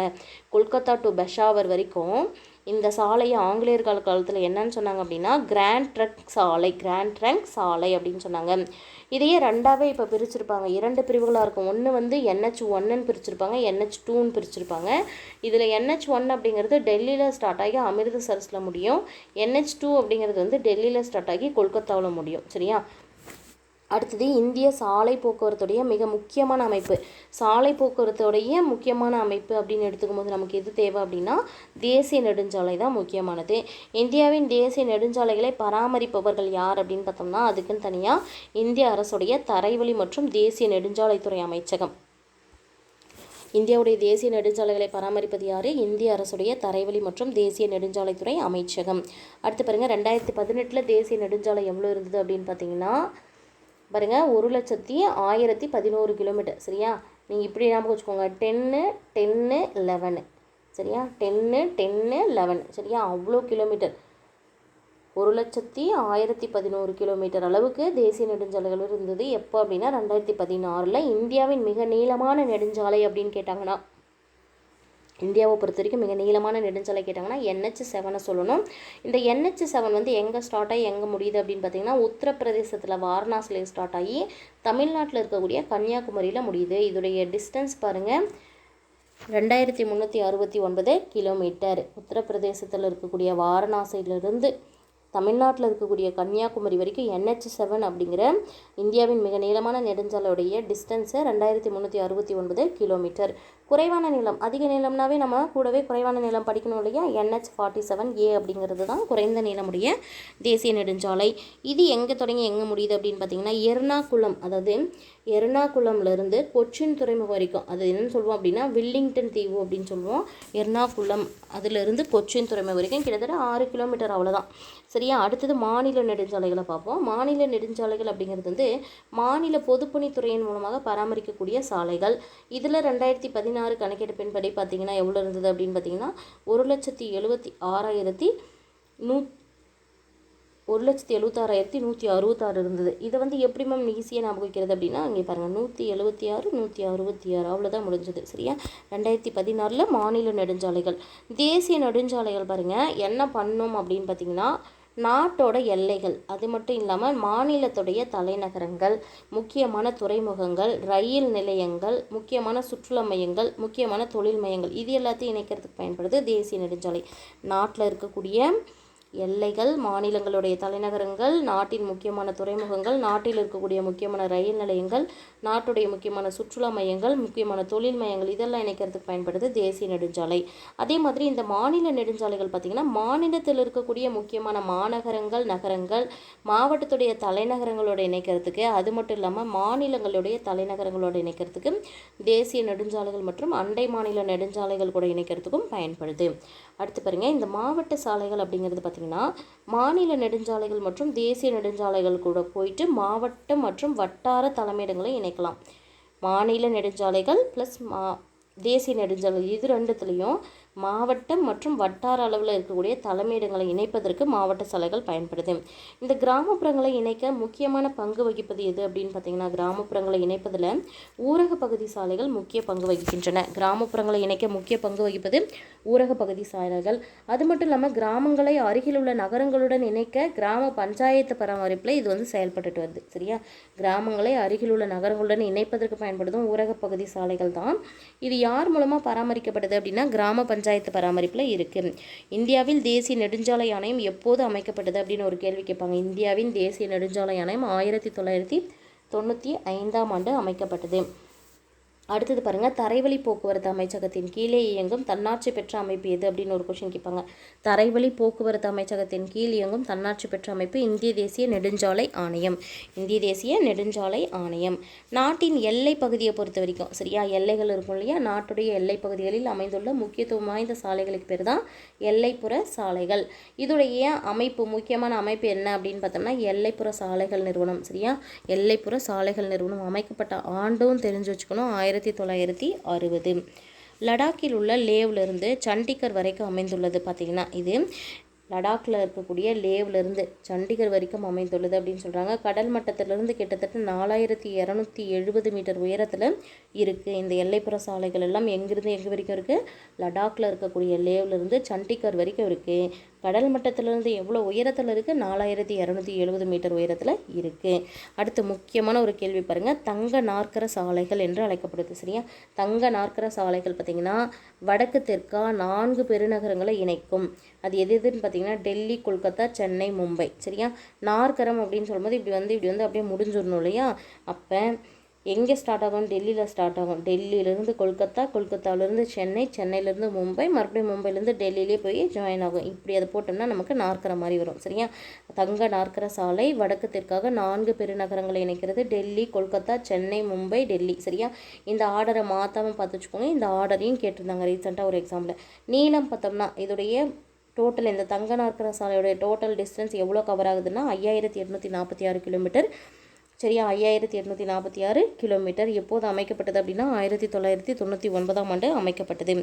வட மற்றும் தென் சாலைகளுடைய நோக்கம். சரியா, வடக்கு தெற்காக இருக்கக்கூடிய சாலை இப்படி இருக்கு இல்லையா, இந்தியாவில் வடக்கு தெற்கு சாலை நோக்கம் என்ன அப்படின்னா, டெல்லியில் இருக்கக்கூடிய ஸ்ரீநகர்லேருந்து தமிழ்நாட்டில் இருக்கக்கூடிய கன்னியாகுமரி வரைக்கும் கிட்டத்தட்ட 4076 கிலோமீட்டர் நீளம் வந்து இணைக்கணும் அப்படிங்கிறது தான். 4076 கிலோமீட்டர் தூரத்திற்கு அந்த சாலை அமைக்கப்பட்டிருக்கு. அதோடைய நோக்கம் என்ன அப்படின்னா, டெல்லியில் ஸ்ரீநகர்லேருந்து தமிழ்நாட்டில் கன்னியாகுமரி வரைக்கும் இணைக்கிறது. கிழக்கு மேற்கு சாலையுடைய நோக்கம். சரியா, இப்படி பார்க்கும்போது அஸ்ஸாமில் இருக்கக்கூடிய சில்சார்லேருந்து குஜராத்தில் இருக்கக்கூடிய போர்பந்தர் வரைக்கும் 3640 கிலோமீட்டர் தூரத்திற்கு இணைப்பது. இவை இரண்டுமே சந்திக்கக்கூடிய ஒரு இடம் இருக்கும் இல்லையா. ஸோ கிழக்கு மேற்கு ப்ளஸ் வடக்கு தெற்கு அப்படின்னு பார்க்கும்போது சந்திக்கிற இடம் எது அப்படின்னு பார்த்தோம்னா ஜான்சி. சரியா, முக்கியமான விரைவு சாலைகள் பாருங்கள். மிக முக்கியமான விரைவு சாலைகள் 4 புக்கில் கொடுத்துருக்காங்க. மும்பை பூனா விரைவு சாலை, கொல்கத்தா டம்டம் விமான நிலையம், துர்காப்பூர் கொல்கத்தா, டெல்லி மற்றும் ஆக்ரா. சரியா, இந்த விரைவு சாலைகள் மிக முக்கியமான விரைவு சாலைகளாக புக்கில் வந்து மென்ஷன் பண்ணி காட்டியிருக்காங்க. பன்னாட்டு நெடுஞ்சாலைகள். சரியா, பன்னாட்டு நெடுஞ்சாலைகள் அப்படிங்கிறது என்ன அப்படின்னு பார்த்தோம்னா இதிலே வருது பன்னாட்டு அப்படின்னு. அண்டை நாடுகளுடன் இணக்கமான உறவுக்காக உருவாக்கப்பட்டது. இந்த பன்னாட்டு நெடுஞ்சாலைகள் வந்து யாருடைய உதவியோடு அமைக்கப்பட்டது அப்படின்னா உலக வங்கி கிட்ட இருந்து நிதி உதவி பெற்று அமைக்கப்பட்டது. இதனால் என்ன நடக்கும் அப்படின்னு பார்த்தீங்கன்னா, பாகிஸ்தான், நேபாளம், பூட்டான், வங்கதேசம், மியான்மர் நாடுகளை வந்து இந்திய தேசிய நெடுஞ்சாலை கூட இணைக்கிறதுக்கு பயன்படுது. சரியா, பாகிஸ்தான், நேபாளம், பூட்டான், வங்கதேசம், மியான்மர் நாடுகளை இந்திய தேசிய நெடுஞ்சாலையுடன் இணைக்க பயன்படுகிறது. சாலைகள் அடர்த்தி வந்து அதிகமாக இருக்கக்கூடிய இடம் ஒன்று ஞாபகம் வச்சுக்கோங்க, கேரளாவில் அதிகமாக இருக்குது. சாலைகள் அடர்த்தி அதிகம் எங்கன்னு பார்த்தோம்னா கேரளா, குறைவு எங்கே அப்படின்னு பார்க்கும்போது ஜம்மு காஷ்மீர். சரியா, இந்தியாவில் உள்நாட்டு போக்குவரத்தின் உயிர் நாடி. சரியா, உள்நாட்டு போக்குவரத்து நல்லா ஞாபகம் வச்சுக்கோங்க. இந்தியாவில் உள்நாட்டு போக்குவரத்தின் உயிர் நாடி என்று அழைக்கப்படுவது இந்திய ரயில்வே அமைப்பு. இந்திய தரைவழி போக்குவரத்து அமைப்பின் முதுகெலும்பு என்று அழைக்கப்படுது ரயில் போக்குவரத்து. சரியா, இந்திய தரைவழி போக்குவரத்தை பொறுத்த வரைக்கும் அந்த அமைப்புக்கு முதுகெலும்பாக இருப்பது ரயில் போக்குவரத்து. ஆசியாவில் மிகப்பெரிய மற்றும் உலகில் 2வது பெரிய போக்குவரத்துன்னு கேட்டாலும் இந்தியாவின் ரயில்வே போக்குவரத்தை சொல்லணும். ஆசியாவில் மிகப்பெரிய, அதாவது முதலாவதுன்னு ஞாபகம் வச்சுக்கோங்க. உலக அளவில் பார்க்கும்போது 2வது பெரிய போக்குவரத்து அப்படின்னு கேட்டாங்கன்னா இந்தியாவின் ரயில்வே போக்குவரத்து சரியான ஆன்சர். அடுத்தது ரயில்வே துறை பார்த்திங்கன்னா எத்தனை ரயில்வே மண்டலங்களாக பிரிக்கப்பட்டிருக்கு அப்படின்னா 17 ரயில்வே மண்டலங்களாக பிரிக்கப்பட்டிருக்கு. வடக்கு ரயில்வே மண்டலத்தின் தலைமையிடம் டெல்லி, வடமேற்கு ரயில்வே மண்டலத்துக்கு ஜெய்ப்பூர், வடகிழக்கு அப்படின்னு பார்த்தோம்னா கோரக்பூர். சரியா, அடுத்தது 201வது பாயிண்ட்டை பாருங்கள். வட மத்திய ரயில்வே அலகாபாத். வட மத்திய ரயில்வே அலகாபாத். வடகிழக்கு எல்லை ரயில்வேக்கு தலைமையிடம் கவுஹாத்தி. கிழக்கு ரயில்வே அப்படின்னு பார்க்கும்போது கொல்கத்தா. கிழக்கு கடற்கரை ரயில்வே அப்படின்னு பார்த்தோம்னா புவனேஸ்வர். கிழக்கு மத்திய ரயில்வேவில் வந்து அதோடைய தலைமையிடம் ஹாசிப்பூர். மேற்கு மத்திய ரயில்வேவுக்கு தலைமையிடம் ஜபல்பூர். மத்திய ரயில்வே நார்மலாக மத்திய ரயில்வே அப்படிங்கிறது மும்பை. சரியா, அதுதான் சத்ரபதி சிவாஜி முனையம் அப்படின்னு பேர் மாற்றிருக்காங்க. சரியா, மத்திய ரயில்வேவுடைய தலைமையிடம் மும்பை, சத்ரபதி சிவாஜி முனையம். மேற்கு பக்கம் போகும்போது மேற்கு ரயில்வேவுக்கு மும்பை தான் சர்ச் கேட்டு. சரியா, சிவாஜி முனையம் இல்லை, இங்கே சர்ச் கேட்டு. அடுத்து தெற்கு பகுதியாக வரும்போது தெற்கு ரயில்வேவின் தலைமையிடம் சென்னை. தென் கிழக்கு ரயில்வேவுக்கு தலைமையிடம் கொல்கத்தா. தென் மேற்கு ரயில்வேவுக்கு தலைமையிடம் ஹூப்ளி. சரியா, அடுத்தது பாருங்கள். தென் மத்திய ரயில்வேவை பொறுத்த வரைக்கும் தென் சைடில் மத்திய ரயில்வேவை பொறுத்த வரைக்கும் செகந்திராபாத்து. தென்கிழக்கில் மத்திய ரயில்வேவுக்கு பிலாஸ்பூர். கொங்கன் ரயில்வேவுடைய தலைநகரம் நவி மும்பை. பாருங்கள். அடுத்தது இந்தியாவின் முதல் ரயில் போக்குவரத்து எங்கே தொடங்கியது, எந்தெந்த இடங்களுக்கிடையே அப்படின்னு ஞாபகம் வச்சுக்கோங்க. இதுவும் ரிப்பீட் கொஷின் தான். இந்தியாவின் முதல் ரயில்வே போக்குவரத்து ஆண்டு பார்த்திங்கன்னா 1853.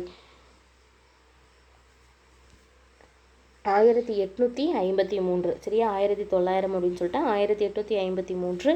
எவ்வளோ கிலோமீட்டர் தூரத்திற்கான 34 கிலோமீட்டர். எந்தெந்த பகுதிகளை இணைத்தது அப்படின்னு பார்த்தீங்கன்னா மும்பை மற்றும் தானே பகுதிகளை இணைத்தது. மும்பை டு தானே 1853 34 கிலோமீட்டர் தூரத்திற்கு இந்தியாவின் முதல் ரயில் போக்குவரத்து. ரயில்வே இந்தியன் ரயில்வே என்று பெயர் மாற்றப்பட்டது எப்போதுன்னு ஒரு கேள்வி கேட்பாங்க. ரொம்ப முக்கியமானது. ரயில்வே வந்து இந்தியன் ரயில்வே அப்படின்னு பெயர் மாற்றம் செய்யப்பட்டது 1951 பெயர் மாற்றி அப்படியே தேசியமயமாக மாற்றிருப்பாங்க. சரியா, இதோடைய தலைமையிடம் இந்திய ரயில்வேவுடைய தலைமையிடம் எங்கே இருக்குது அப்படின்னா புதுதில்லியில். இந்திய ரயில்வே துறை வகைகள் பாருங்கள் எத்தனை இருக்குது அப்படின்னு சொல்லிட்டு. இந்திய ரயில்வே துறை பார்த்திங்கன்னா இந்த பாதையோடைய அகலத்தை வச்சு 4ஆக பிரிச்சிருப்பாங்க. சரியா, அகலப்பாதை ரயில்வே, மீட்டர் பாதை, குறுகிய தூக்கு பாதை அப்படின்னு சொல்லிட்டு ஒவ்வொன்றுத்துக்கும் அகலம் எவ்வளோ இருக்கும் அப்படின்னு பாருங்கள். அகலப்பாதையை பொறுத்த வரைக்கும் 1.676 மீட்டர் அகல முடியுது. சரியா, அகலப்பாதை அப்படிங்கிறது 1.676 மீட்டர் அகல முடியுது. மீட்டர் பாதை அப்படிங்கிறது சரியாக 1 மீட்டர் அகல முடியுது. குறுகிய பாதையை பொறுத்த வரைக்கும் 0.762 மீட்டர் அகல முடியுது. 0.762 மீட்டர் அகலம். குறுகிய தூக்கு பாதை அப்படிங்கிறது 0.610 மீட்டர் அகல முடியுது. சரிங்களா, முதல் புறநகர் ரயில் போக்குவரத்து அப்படிங்கிறது எங்கே தொடங்கப்பட்டது அப்படின்னா முதல் புறநகர் ரயில் போக்குவரத்து மும்பையில் 1925. முதல் புறநகர் ரயில் போக்குவரத்து மும்பை 1925. மெட்ரோ ரயிலை பொறுத்த வரைக்கும் சென்னையில் வந்து 6வது நகரம். சரியா, மெட்ரோ ரயில் வந்து சென்னை 6வதாக உருவாக்கப்பட்ட நகரம். மெட்ரோ ரயில் சேவையில் சென்னை எத்தனாவது இடம் அப்படின்னா 6வதாக உருவாக்கப்பட்ட நகரம். இப்படி கேள்வி கேட்பாங்க. 6வதாக உருவாக்கப்பட்ட மெட்ரோ ரயில் சேவை எது அப்படின்னு கேட்டாங்கன்னா சென்னை. அடுத்தது இந்தியாவின் அதிவிரைவு ரயில் வண்டி எது அப்படின்னு கேட்டாங்கன்னா காதிமன் ரயில் வண்டி. சரியா, இந்தியாவின் அதிவிரைவு ரயில் பாதை காதிமன். இது எங்கே இருக்குது அப்படின்னு பார்த்தோம்னா புதுடெல்லியிலிருந்து ஆக்ரா வரைக்கும் போகுது. சரியா, காதிமன் எக்ஸ்பிரஸ் அப்படிங்கிறது புதுடெல்லியிலிருந்து ஆக்ரா வரைக்கும் போகக்கூடியது. மணிக்கு 160 கிலோமீட்டர் வேகம் போகக்கூடியது. மணிக்கு எத்தனை கிலோமீட்டர் வேகம்? 160 கிலோமீட்டர் வேகம் போகக்கூடியது. இந்த காதிமான் எக்ஸ்பிரஸும் அடிக்கடி கேட்ட கொஷின். சரிங்களா, அடுத்தது பாருங்கள். கொங்கன் ரயில்வே அமைக்கப்பட்டது எந்த ஆண்டுன்னு ஒரு கேள்வி கேட்பாங்க. கொங்கன் ரயில்வே அமைக்கப்பட்டது 1998. மகாராஷ்டிராவில் வந்து ரோஹா அப்படிங்கிற பிளேஸு ப்ளஸ் கர்நாடகாவில் மங்களூர் அப்படிங்கிற பிளேஸ் ரெண்டுத்துக்கும் நடுவில் தான் இந்த கொங்கன் ரயில்வே வந்து போயிட்டுருக்கோம். 760 கிலோமீட்டர் நீளத்தை வந்து இணைக்கக்கூடிய பாதை. சரியா, மகாராஷ்டிராவில் ரோஹா அப்படிங்கிற பிளேஸு, கர்நாடகாவில் மங்களூர் இதை இணைக்கக்கூடியது. கொங்கன் ரயில்வே அமைக்கப்பட்ட ஆண்டு 1998. பொறியியல் துறையின் அதிசயம் என்று அழைக்கப்படுது. சரியா, பொறியியல் துறையை பொறுத்த வரைக்கும் அதிசயம் என்று அழைக்கப்படுது கொங்கன் ரயில்வே தான். இது முக்கியமான கேள்வி, கேட்ட கொஷின். இந்தியாவின் முதல் மெட்ரோ ரயில் எங்கே துவங்கப்பட்டது? இப்போ சென்னை வந்து 6வது மெட்ரோ ரயில் அப்படின்னு சொல்கிறோம். அந்த மாதிரி இந்தியாவின் முதல் மெட்ரோ சேவை எங்கே அப்படின்னு பார்த்தோம்னா கொல்கத்தா. ரயில் போக்குவரத்து இல்லாத ஒரு மாநிலம் எது அப்படின்னு பார்த்தீங்கன்னா மேகாலயா. சரியா, சரியா, இது வந்து பார்த்திங்கன்னா புக்கு. கரண்ட்டில் மேகாலயாவில் ரயில் போக்குவரத்து இருக்கா இல்லையா அப்படிங்கிறத வந்து சொல்லுங்கள். சரியா, கரண்ட் அஃபேரில் எவ்வளோ நீங்கள் கான்ஃபிடென்ட்டாக இருக்கீங்க அப்படிங்கிறத உங்களுடைய கமெண்ட்ஸ் வச்சு தெரிஞ்சுக்கலாம். அடுத்த கேள்வி பாருங்கள். குழாய் வழி போக்குவரத்து அப்படின்னு சொல்லிட்டு ஒன்று பயன்படுத்துவோம். சரியா, குழாய் வழி போக்குவரத்து எதுக்காக பயன்படுத்துவோம் அப்படின்னா எண்ணெய் மற்றும் இயற்கை எரிவாயு வயல்கள் இருக்கு இல்லையா, அந்த பிளேஸு. அது ப்ளஸ் சுத்திகரிப்பு நிலையங்கள், அந்த எண்ணெய் மற்றும் இயற்கை எரிவாயு சுத்திகரிக்கக்கூடிய நிலையங்கள் இருக்கு இல்லையா, அதுகளில் சந்தை பகுதிகளோடு இணைக்கிறதுக்கு எளிய ஒரு சிறந்த போக்குவரத்து தான் குழாய் போக்குவரத்து. இதோடைய ஆரம்ப செலவு அதிகமாக இருந்தாலும் பராமரிப்பு செலவு வந்து மிக மிக குறைவாக இருக்கும். சரியா, அசாம் எண்ணெய் வயல்லிருந்து கான்பூர் வரைக்கும். சரியா, அசாம் எண்ணெய் வயல் டு கான்பூர். குஜராத்தில் இருக்கக்கூடிய சலாமாவிலிருந்து பஞ்சாப் இருக்கக்கூடிய ஜலந்தர் வரைக்கும் 2 வகை சொல்லியிருக்கேன் பாருங்கள். அஸ்ஸாமுடைய எண்ணெய் வயலிலிருந்து கான்பூர் வரைக்கும், குஜராத்துடைய சலாமாவிலிருந்து பஞ்சாபில் இருக்கிற ஜலந்தர் வரைக்கும், அது மட்டும் இல்லாமல் குஜராத்தில் இருக்கக்கூடிய ஹாஜிரா அப்படிங்கிறதுலேருந்து உத்தரப்பிரதேசத்துடைய ஜெகதீஷ்பூர் வரைக்கும் நமக்கு என்ன இருக்குது அப்படின்னு பார்த்திங்கன்னா இந்த மாதிரியான குழாய் போக்குவரத்து வந்து இருக்குது அப்படின்னு சொல்கிறாங்க. பல வகையான சரியா பழமையான மற்றும் மலிவான போக்குவரத்து எது அப்படின்னு பார்த்திங்கன்னா நீர்வழி போக்குவரத்து. பழமையான ஏன் அப்படின்னா அந்த காலத்திலிருந்தே இந்த கடல் பயணங்கள் மூலமாக வந்து பண்ட மாற்று முறையெல்லாம் நடந்தது இல்லையா, அதை வச்சு சொல்கிறாங்க. பழமையான மலிவான போக்குவரத்து அப்படின்னு எடுத்துக்கிட்டால் நீர்வழி போக்குவரத்தை சொல்லலாம். கனமான அதிக அளவிலான சரக்குகளை ஒரு நாட்டிலேருந்து மற்ற நாடுகளுக்கு கொண்டு செல்லணும் அப்படின்னா பயன்படக்கூடிய போக்குவரத்துன்னு கேட்டாலும் நீர்வழி போக்குவரத்து. கனமான அதிக அளவிலான சரக்குகளை ஒரு நாட்டிலிருந்து மற்ற நாடுகளுக்கு கொண்டு செல்லும் போக்குவரத்து நீர்வழி போக்குவரத்து. இதுலேயே 2 நீர்வழி போக்குவரத்து இருக்குது. ஒன்று உள்நாட்டு நீர்வழி போக்குவரத்து, இன்னொன்று வந்து கடல் வழி போக்குவரத்து அப்படின்னு சொல்லுவாங்க. இந்த உள்நாட்டு நீர்வழி போக்குவரத்து ஆணையம் எப்போது அமைக்கப்பட்டதுன்னு ஒரு கேள்வி கேட்டாங்கன்னா 1986 உள்நாட்டு நீர்வழி போக்குவரத்து ஆணையம் அமைக்கப்பட்ட ஆண்டு 1986. தேசிய நீர்வழி போக்குவரத்து எண் 1 சரியா 2ஆக பிரிச்சுருக்காங்க பாருங்கள். சரி 1, 2, 3 இருக்குது. அதில் 1 பாருங்கள், தேசிய நீர்வழி போக்குவரத்து எண் 1 அப்படிங்கிறது வந்து 1620 கிலோமீட்டர் சரியா. இந்த இடத்துலலாம் நீங்கள் வீடியோ வந்து ஒரு நிமிஷம் வந்து பாஸ் பண்ணி அதோடைய அளவை வந்து நீங்கள் மென்ஷன் பண்ணி வச்சுக்கிட்டிங்கன்னா தான் எண் 1க்கு எவ்வளோ, 2க்கு எவ்வளோ, எந்தெந்த பிளேஸ் அப்படிங்கிறதெல்லாம் உங்களுக்கு வந்து கொஷின் படிக்கும்போது ஆன்சர் வந்து பார்க்குறதுக்கு ஈஸியாக இருக்கும். தேசிய நீர்வழி போக்குவரத்து எண் 1 அப்படிங்கிறது 1620 கிலோமீட்டர். ஹால்தியா அப்படிங்கிற பிளேஸில் சரியா, ஹால்தியா 1220 கிலோமீட்டர் டிஸ்டன்ஸ்க்கு ஹால்தியா அலகாபாத் இது 2த்துக்கும் நடுவில் தேசிய நீர்வழி போக்குவரத்து 1. இது எதை இணைக்குது அப்படின்னா கங்கை, பாகீரதி, ஹூக்ளி நதிகள் வழியாக சரியா, கங்கை, பாகீரதி, ஹூக்ளி நதிகளை இணைப்பதாக இருக்குது. அதுவே தேசிய நீர்வழி போக்குவரத்து 2 அப்படிங்கிறது பார்க்கும்போது துபிரி மற்றும் காடியா அப்படிங்கிற பிளேஸ் சரியா. இந்த துபிரி காடியா அப்படிங்கிற பிளேஸை 891 கிலோமீட்டர் டிஸ்டன்ஸில் இணைக்குது, பிரம்மபுத்திரா ஆற்றில் இருக்குது சரியா. அடுத்தது தேசிய நீர்வழி போக்குவரத்து 3 அப்படிங்கிறது 205 கிலோமீட்டர் டிஸ்டன்ஸ் தான். கொல்லம் மற்றும் கோட்டபுரம் இடையே இது 24 மணி நேரமும் செயல்படக்கூடிய தேசிய நீர்வழி போக்குவரத்து சரியா. தேசிய நீர்வழி போக்குவரத்து 3 அப்படிங்கிறது 24 மணி நேரமும் செயல்படக்கூடிய தேசிய நீர்வழி போக்குவரத்து. இந்தியாவின் முதல் தேசிய நீர்வழி போக்குவரத்து இதுதான் சரியா. இந்த கொல்லம் கோட்டபுரம் இடையே இருக்கக்கூடியது தான் இந்தியாவின் முதல் தேசிய நீர்வழி போக்குவரத்து. இந்திய பொருளாதாரத்தின் முக்கிய பங்கு எது அப்படின்னு பார்த்தீங்கன்னா கடல் வழி தான். ஏன்னா இந்தியாவிலேருந்து வெளிநாட்டு வர்த்தகம் கிட்டத்தட்ட இந்தியாவிலேருந்து நடக்கக்கூடிய வெளிநாட்டு வர்த்தகத்தில் 95% வர்த்தகம் இந்த கடல்வழி போக்குவரத்து மூலமாக நடைபெறுது. அடுத்தது இந்தியாவை பொறுத்த வரைக்கும் எத்தனை பெரிய துறைமுகங்கள் இருக்குன்னு ஒரு கேள்வி கேட்பாங்க. 13 பெரிய துறைமுகங்கள். அது மட்டும் இல்லாமல் நடுத்தர சிறிய துறைமுகங்கள் எத்தனை இருக்குன்னு கேட்டாங்கன்னா 200 நடுத்தர மற்றும் சிறிய துறைமுகங்கள். கிழக்கு கடற்கரை துறைமுகங்கள் எதுன்னு கேட்கும்போது கொல்கத்தா, ஹால்தியா, பாரதீப், விசாகப்பட்டினம், சென்னை, எண்ணூர், தூத்துக்குடி இது எல்லாமே வந்துடும் சரியா.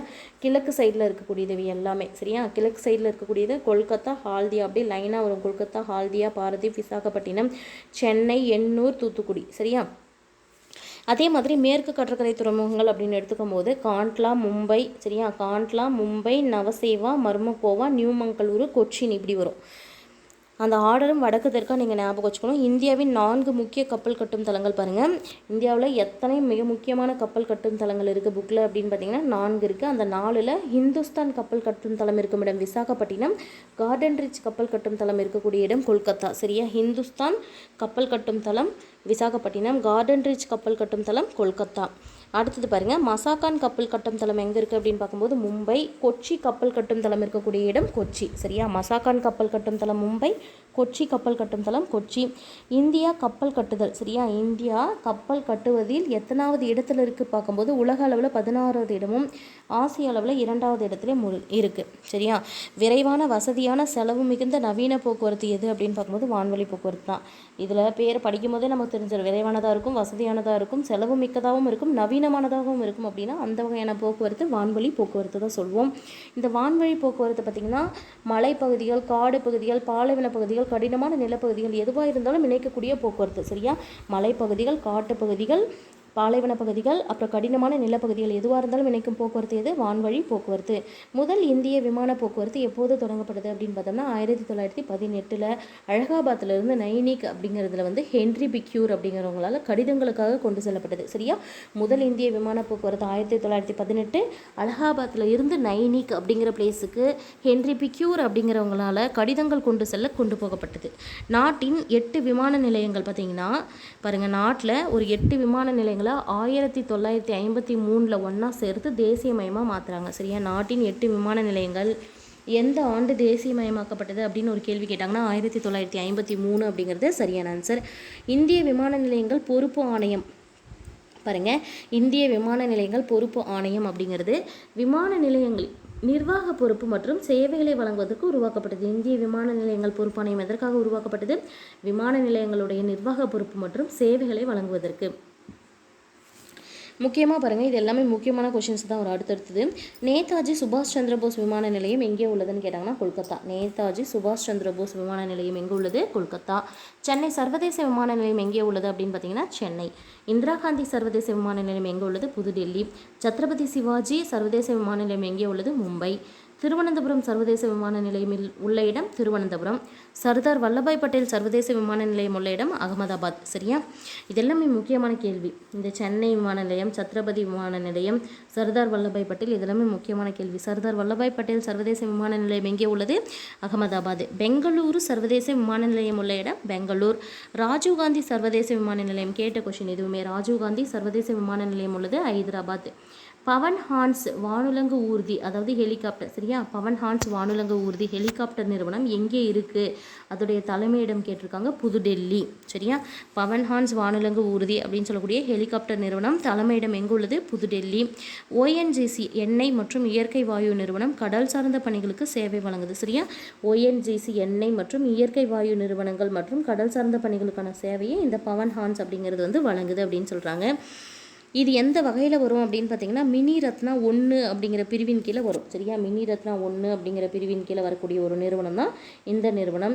இந்திய விமான நிலைய பொறுப்பு ஆணையம் எப்போது துவங்கப்பட்டது? அந்த ஆண்டு கேட்டிருக்காங்க பாருங்க, 1995. இந்திய விமான நிலைய பொறுப்பு ஆணையம் துவங்கப்பட்ட ஆண்டு பாருங்க, எந்த ஆண்டு துவங்கப்பட்ட ஆண்டு பார்த்திங்கன்னா 1995. இந்திய குடிமை விமான போக்குவரத்து அமைச்சகத்தின் கீழே உள்ளது. இந்த விமான நிலைய பொறுப்பாணையம் எதன் கீழ் உள்ளது அப்படின்னு பார்க்கும்போது இந்திய குடிமை விமான போக்குவரத்து அமைச்சகத்தின் கீழே உள்ளது.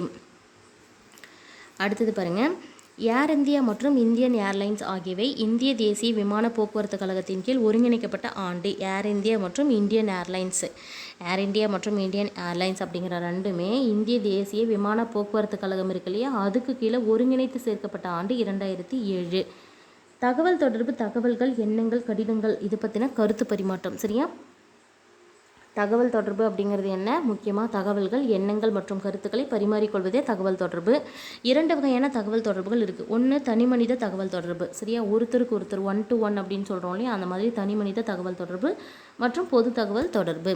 தனி நபர்களிடையே தகவல்களை பரிமாறிக்கொள்வதற்கு எது எது இருக்குன்னு பாருங்கள். அஞ்சல், தந்தி, தொலைபேசி, கைபேசி, குறுந்தகவல், இணையதளம், மின்னஞ்சல், இது எல்லாமே இருக்குது. அஞ்சல், தந்தி, தொலைபேசி, கைபேசி, குறுந்தகவல், இணையதளம் மற்றும் மின்னஞ்சல். இதுவே இந்த இந்திய அஞ்சல் சேவை எப்போது தொடங்கப்பட்டதுன்னா 1857. ரொம்ப முக்கியமான கேள்வி. இந்திய அஞ்சல் சேவை துவங்கப்பட்ட ஆண்டு 1857. இந்தியாவின் முதல் அஞ்சல் வில்லை, ஸ்டாம்ப் சொல்கிறோம் இல்லையா, அது எப்போதுன்னா 1852 கராச்சியில். சரியா? கராச்சியில் வந்து ஃபஸ்ட் இது பயன்படுத்தப்பட்டது. இந்தியாவின் முதல் அஞ்சல் வில்லை. விரைவு அஞ்சல் சேவை எப்போது தொடங்கப்படுதுன்னு கேட்டாங்கன்னா 1975. விரைவு அஞ்சல். சரியா? ஸ்பீட் போஸ்ட் அப்படின்னு சொல்லுவோம் இல்லையா, விரைவு அஞ்சல் எப்போது துவங்கப்பட்டது? 1975. இந்த அஞ்சல் குறியீடு ஒவ்வொன்றுத்துக்கும் பின்கோட் நம்பர் அப்படின்னு சொல்கிறோம் இல்லையா, அது எந்த ஆண்டிலிருந்து வந்தது அப்படின்னா 1972. தனி மனித தகவல் தொடர்பு முன்னுரிமை. சரியா? தனி மனித தகவல் தொடர்பு, ஒருத்தர் வந்து தன்னுடைய தகவல்களை பரிமாறிக்கொள்ளணும்னா முன்னுரிமை இருக்கக்கூடிய அந்த தகவல் தொடர்பு எதுன்னு பார்த்தீங்கன்னா தொலைபேசி மூலமாக. ஒரே நேரத்தில் லட்சக்கணக்கான மக்களுக்கு தகவல்கள் கொடுக்கணும் அப்படின்னா அதுக்கு பயன்படுறது தான் பொது தகவல் தொடர்பு அமைப்பு. இதுக்கு பயன்படுத்த பாருங்க இந்திய வானொலி ஒலிபரப்பு சேவை. சரியா? இந்த இந்திய வானொலி ஒலிபரப்பு சேவை துவங்கப்பட்ட ஆண்டு 1923. அகில இந்திய வானொலி என்று பெயர் மாற்றம் செய்யப்பட்டது. இந்த இந்திய வானொலி ஒலிபரப்பு அப்படிங்கிறது அகில இந்திய வானொலி அப்படின்னு பெயர் மாற்றப்பட்டது 1936. ஆகாசவாணி என பெயர் மாற்றம் செய்யப்பட்டது எப்போ அப்படின்னு பார்த்தீங்கன்னா 1957. இந்தியாவில் தொலைக்காட்சி வலையமைப்பு. சரியா? இந்தியாவுடைய தொலைக்காட்சி வலையமைப்புக்கு என்ன பேர்? தூர்தர்ஷன். சரியா? நாம் சின்ன வயசுலேருந்து நமக்கு தெரிஞ்சது ஒன்று தூர்தர்ஷன் தான். சரியா? இந்தியாவின் தொலைக்காட்சி வலையமைப்பு தூர்தர்ஷன். உலக அளவில் தகவல் பரிமாற்ற வலையமைப்பு எது அப்படின்னு பார்த்தீங்கன்னா இணையம். உலக அளவில் ஒரு தகவல் வந்து பரிமாறிக்கொள்ளணும் அப்படின்னா அதுக்கு பயன்படுற வலையமைப்பு இணையம். இந்த இணைய பயன்பாட்டை பொறுத்த வரைக்கும் இந்தியா உலகத்தில் எத்தனாவது இடத்துல இருக்குது அப்படின்னு பார்த்தீங்கன்னா 2ஆம் இடத்துல இருக்குது. இந்தியாவில் விண்வெளி ஆராய்ச்சி மையம் நிறுவப்பட்ட ஆண்டு ஒரு கேள்வி கேட்பாங்க. ஆகஸ்ட் 15, 1969. இந்திய விண்வெளி ஆராய்ச்சி மையம் நிறுவப்பட்ட ஆண்டு ஆகஸ்ட் 15, 1969. பொருட்கள் மற்றும் சேவைகளை வாங்குவதும் விற்பதும் என்ன அப்படின்னு சொல்லுவோம் அப்படின்னு பார்த்தீங்கன்னா வணிகம் அப்படின்னு சொல்லுவோம். சரியா, பொருட்களை வாங்குவதும் விற்பதும் எவ்வாறு அழைக்கப்படும்? வணிகம். வணிகம் அப்படிங்கிறதே பண்டமாற்று முறை தான். சரியா, பண்டமாற்று முறை தான் நம்ம வணிகம் அப்படின்னு சொல்லுவோம். இந்த பண்டமாற்று முறையில் என்ன நடக்கும் அப்படின்னு பார்த்தீங்கன்னா வாங்குவதற்கும் விற்பதற்கும் அது பணம் ஒரு அளவுக்குள்ளாக பயன்படுத்தப்படும். இந்த பண்டமாற்று முறையில் வாங்குவதற்கும் விற்பதற்கும் எது ஒரு அளவுக்குள்ளாக பயன்படுத்தப்படுது அப்படின்னு கேட்டாங்கன்னா பணம் ஒரு அளவுகளாக பயன்படுத்தப்படுகிறது. இந்த ஏற்றுமதி மதிப்பு மற்றும் இறக்குமதி மதிப்பு எவ்வளவு பணத்திற்கு ஏற்றுமதி செய்யப்படுகிறது, எவ்வளவு பணத்திற்கு இறக்குமதி செய்யப்படுகிறது, இந்த மதிப்புகளுக்கு இடையிலான வேறுபாட்டை தான் நம்ம என்ன சொல்வோம் அப்படின்னா வணிக சமநிலை அப்படின்னு சொல்லுவோம். வணிகம் அப்படிங்கிறதே ரெண்டாக பிரிக்கிறாங்க. ஒன்று உள்நாட்டு வணிகம் மற்றும் பன்னாட்டு வணிகம். வணிகத்தை எத்தனையாக பிரிக்கிறாங்க? இரண்டாக பிரிக்கிறாங்க. ஒன்று உள்நாட்டு வணிகம், பன்னாட்டு வணிகம். நாட்டின் எல்லைக்குள் நடைபெறும் வணிகத்தை என்னன்னு சொல்லுவோம் அப்படின்னா உள்நாட்டு வணிகம். நம்ம நாட்டுக்குள்ளாரே நடக்குது அப்படின்னா அது உள்நாட்டு வணிகம். நாட்டுடைய எல்லையை தாண்டி போகிறதா வெளிநாட்டு வணிகம். உள்நாட்டு வணிகத்தில் முக்கியமான போக்குவரத்து எதை பயன்படுத்துகிறோம் அப்படின்னா நில போக்குவரத்து. முன்னவே பார்த்தோம் வெளிநாட்டு வணிகம் பொறுத்த வரைக்கும் கடல் போக்குவரத்து தான் அதிகமாக பயன்படுத்தப்படுது. 2 அல்லது அதற்கு மேற்பட்ட நாடுகளிடையே நடைபெறும் வணிகத்தை தான் நம்ம வெளிநாட்டு அல்லது அயல்நாட்டு வணிகம்னு சொல்லுவோம். இந்த பன்னாட்டு வணிகத்துலேயும் 2 கூறுகள் இருக்கும். ஒன்று என்ன பார்த்தோம்னா ஏற்றுமதி, இன்னொன்று இறக்குமதி. பல நாடுகளுக்கு நம்ம நாட்டில் இருந்து பொருட்களை ஏற்றுமதியும் செய்வோம், பல நாடுகளிலிருந்து நம்ம நாட்டிற்கு பொருட்களை இறக்குமதியும் செய்வோம் இல்லையா. அதனால தான் இந்த பன்னாட்டு வணிகத்தின் 2 கூறுகள்னு கேட்டாங்கன்னா ஏற்றுமதி மற்றும் இறக்குமதி. இந்த நீர்வழி மற்றும் வான்வழி போக்குவரத்து என்னன்னு சொல்லுவோம் அப்படின்னா பன்னாட்டு வணிகத்துக்கு பயன்படுதுன்னு சொல்லுவோம். இந்த பன்னாட்டு வணிகத்தை பயன்படுது நீர்வழி மற்றும் வான்வழி போக்குவரத்து. இந்திய காலநிலையை பாதிக்கக்கூடிய காரணிகள் அப்படின்னு சொல்லிட்டு பாருங்க. காலநிலை ஓரியன்டான கேள்வி இது. இந்திய காலநிலையை பாதிக்கும் காரணிகள் அச்சப்பரவல், கடல் மட்டத்திலிருந்து எவ்வளோ தூரத்தில் இந்தியா இருக்குது, கடல் மட்டத்திலிருந்து எவ்வளோ உயரத்தில் இந்தியா இருக்குது, பருவக்காற்றுகள் எப்படி வீசப்படுது, நிலத்தோற்றங்களால் ஏற்படுற பாதிப்புகள் என்ன, இந்த ஜெட் காற்றுகள், இதெல்லாம் பொறுத்து தான் இந்தியாவுடைய காலநிலை பாதிக்கப்படுது. சரியா, அச்சப்பரவல், கடலிலிருந்து உள்ள தொலைவு, கடல் மட்டம் உயரம், பருவக்காற்று, நிலத்தோற்றம் மற்றும் ஜெட் காற்றுகள். சரியா, இதுடைய பரவல் அப்படின்னு பார்க்கும்போது 8 டிகிரி 4 வட அச்சத்திலிருந்து 37 டிகிரி 6 வட அச்சம் வரைக்கும் பரவி இருக்கு. நாட்டை 2 சம பாகங்களாக பிரிக்கக்கூடியது எது அப்படின்னு பார்த்தோம்னா 23 டிகிரி 30 இன்ச்சு வட அச்ச ரேகை. சரியா, 23 டிகிரி 30 இன்ச்சு வட அச்ச ரேகை தான் நாட்டை 2 சம பாகங்களாக பிரிக்குது. கடகரேகைக்கு தெற்கில் அதிகமான வெப்பம். சரியா, கடகரேகைக்கு தெற்கே பொறுத்த வரைக்கும் அதிகமான வெப்பம் மற்றும் அதிகமான குளிர். கடகரேகைக்கு வடக்கே பொறுத்த வரைக்கும் மிதமான வெப்ப காலநிலை. கோடை காலத்தில் ஒரு 40 டிகிரி செல்சியஸை தாண்டும். குளிர்காலம் பார்த்திங்கன்னா உரைநிலைக்கு கீழே கூட போகும் அப்படின்னு சொல்லியிருக்காங்க. புவிப்பரப்பிலிருந்து உயரே செல்ல செல்ல வெப்பநிலை என்ன ஆகும்? ஒரு பாயிண்ட் முக்கியமானது, குறையும். சரியா, அது எந்த விதத்தில் குறையும் அப்படிங்கிறது ஒரு 2-3 டைம்ஸ் இல்லை, ஒரு 5 டைம்ஸ் கூட கேட்டிருப்பாங்க இந்த கொஷினை ரீசெண்ட் டைம் கொஷின் பேப்பர்ஸில். 1000 மீட்டருக்கு 6.5 டிகிரி செல்சியஸ் குறையும். ஒவ்வொரு 1000 மீட்டருக்கும் உயரமாக போக போக போக ஒவ்வொரு 1000 மீட்டர் போனால் 6.5 டிகிரி செல்சியஸ் குறையும். அதை தான் சொல்கிறாங்க 165 மீட்டருக்கு 1 டிகிரி செல்சியஸ் குறையும் அப்படின்னு சொல்லியிருக்காங்க. 165 மீட்டருக்கு 1 டிகிரி செல்சியஸ் குறையும். இதுக்கு பேர் என்ன அப்படின்னு பார்த்தோம்னா இந்த குறைஞ்சிட்டு போகிறதுக்கு இயல்பு வெப்ப வீழ்ச்சி அப்படின்னு சொல்லுவாங்க. எனவே பாருங்கள், சமவெளியை விட மலைப்பகுதிகளில் அதிகமான குளிராக இருக்கும். உயரமாக போக போக வெப்பநிலை குறையுது இல்லையா, அதனால் சமவெளி பகுதிகளை விட உயரமாக போகக்கூடிய மலைப்பகுதிகளில் குளிர் அதிகமாக இருக்கும்னு சொல்கிறாங்க. இந்த உதகை, முசோரி, சிம்லா இது எல்லாமே சமவெளியை விட குளிர் அதிகமாக இருக்கும். இந்தியாவுடைய பெரும்பகுதி பார்த்தோம்னா தென்னிந்தியாவின் கடல் அருகில் இருக்குது. சரியா, இந்தியாவுடைய பெரும்பகுதி எங்கே இருக்குது? தென்னிந்தியாவில் கடலுக்கு பக்கத்தில் வர இருக்குது. எனவே இந்த பக்கத்தில் இருக்கக்கூடிய காலநிலை கடல் சார்ந்த ஆதிக்கம் முடியுது. எது அப்படின்னா இந்தியாவுடைய தென்பகுதி கடல் சார்ந்த ஆதிக்கம் அதிகமாக இருக்கக்கூடியது. வருடம் முழுவதும் பார்த்திங்கன்னா இங்கே சீரான காலநிலை இருக்கும். சரியா, வருடம் முழுவதும் சீரான காலநிலை இருந்தால் அதை நம்ம என்ன சொல்லுவோம் அப்படின்னா சமச்சீர் காலநிலை அப்படின்னு சொல்லுவோம். வட இந்தியா பார்த்திங்கன்னா கடல்சார் ஆதிக்கம் இல்லை. ஏன் அப்படின்னா கடலை ஒட்டி இல்லை. சரியா, இங்கே தான் தென்பகுதியில் தான் 3 பக்கமும் கடலால் சூழப்பட்டிருக்கு. ஸோ வட இந்தியா அப்படிங்கிறது கடல் சார்ந்த ஆதிக்கம் இல்லாதது தான். கோடை காலத்தில் கடுமையான வெப்பம் இருக்கும், குளிர்காலத்தில் அதே மாதிரி கடுமையான குளிரும் இருக்கும். அடுத்து பாருங்கள் 303வது கேள்வி. கொச்சி வருடாந்திர சராசரி வெப்பம். சரியா, இந்த கொச்சி அப்படிங்கிற பிளேஸில் வருடாந்திரத்திற்கு சராசரி வெப்பம் எவ்வளோ இருக்கும் அப்படின்னா 30 டிகிரி செல்சியஸ்க்கு மேலே போகவே போகாது. அவ்வளோ குளிர்ச்சியாக இருக்கும். ஏன்னா இது கடற்கரை பகுதியில் இருக்குது, அதுதான் ரீசன். தொலைவில் இருக்கக்கூடிய இந்த கடற்கரை பகுதியை விட்டு தொலைவில் இருக்கக்கூடிய டெல்லியில் பார்த்தோம்னா 40 டிகிரி செல்சியஸை விட அதிகமாக தான் இருக்கும். இங்கே 30 டிகிரி செல்சியஸை விட போகவே போகாது, அதை விட குறைவாக தான் இருக்கும் எங்கே? கொச்சியில். இதுவே கடற்கரை அருகில் மழை அதிகமாக இருந்ததுன்னா ஈரப்பத காலநிலையாக இருக்கும், அதனால தான் அந்த குளிர்ச்சி காணப்படுகிறது. இதுவே கொல்கத்தா பார்த்திங்கன்னா மழை எவ்வளோ பொழியுதுன்னா 119 சென்டிமீட்டர் மழை பொழியுது. ஆனால் ராஜஸ்தானில் பார்க்கும்போது மழை எவ்வளோ தான் இருக்குது? 28 சென்டிமீட்டர் மழையை விட குறைவாக இருக்குது. கடற்கரைக்கு அருகில் தான் மழை வந்து அதிகமாக இருக்கும். என்ன காரணம்? ஈரப்பதமான காலநிலை இருக்குது. அப்போ மேகங்களை குளிர்வித்து மழை வந்து பொழிய வைக்கும். சரியா? கடற்கரையை ஒட்டி இருக்கக்கூடிய கொல்கத்தாவில் வந்து மழை அளவு பார்த்தோம்னா 119 சென்டிமீட்டர் இருக்கும் பட்சத்தில், கடற்கரை பகுதியை விட்டு மிக தொலைவில் இருக்கக்கூடிய ராஜஸ்தானில் மழை அளவு எவ்வளோ தான் இருக்குது? 28 சென்டிமீட்டர் அளவுக்கு குறைவாக இருக்குது. இந்தியாவில் சூரியனுடைய செங்குத்து கதிர்கள் வந்து விழக்கூடிய மாதம் எது அப்படின்னு ஒரு கேள்வி கேட்பாங்க. ஜூன் மாதம். சரியா? இந்தியாவை பொறுத்த வரைக்கும் சூரியனுடைய செங்குத்து கதிர்கள் விழக்கூடிய மாதம் ஜூன் மாதம். இந்த வானிலை அப்படிங்கிறது வந்து ஒரு குறிப்பிட்ட இடத்துல 24 மணி நேரத்திற்குள் நிலவக்கூடிய வளிமண்டலத்துடைய தன்மை தான் வானிலை அப்படின்னு சொல்லுவோம். வானிலையும் காலநிலையும் டிஃப்ரென்ஸ் தெரிஞ்சு வச்சுக்கோங்க. வானிலை அப்படிங்கிறது ஒரு குறிப்பிட்ட இடத்த எடுத்துக்கிட்டு 24 மணி நேரத்துக்குள்ளார வளிமண்டலத்துடைய தன்மை எப்படி இருக்கோ அதை சொல்கிறது வானிலை. காலநிலை அப்படிங்கிறது சுமார் 30லேருந்து 35 ஆண்டுகளுக்கு சராசரியான வானிலை. சராசரி வானிலை தான் காலநிலைன்னு சொல்லுவோம். எத்தனை ஆண்டுகளுக்கு? 30 to 35 ஆண்டுகளுக்கு சராசரி வானிலை எடுத்துக்கிட்டு அதிலிருந்து சொல்கிறது தான் காலநிலை. மத்திய ஆசியாவிலிருந்து வீசும் குளிர்காற்றை தடுத்து இந்தியாவை வந்து வெப்ப பகுதியாக வைத்திருப்பது எது அப்படின்னு கேட்டாங்கன்னா, மத்திய ஆசியாவிலிருந்து ரொம்ப குளிர்ச்சியான காற்று வீசுது, அதை தடுத்து இந்தியாவை ஒரு வெப்ப பகுதியாக வைத்திருக்கிறது இமயமலை.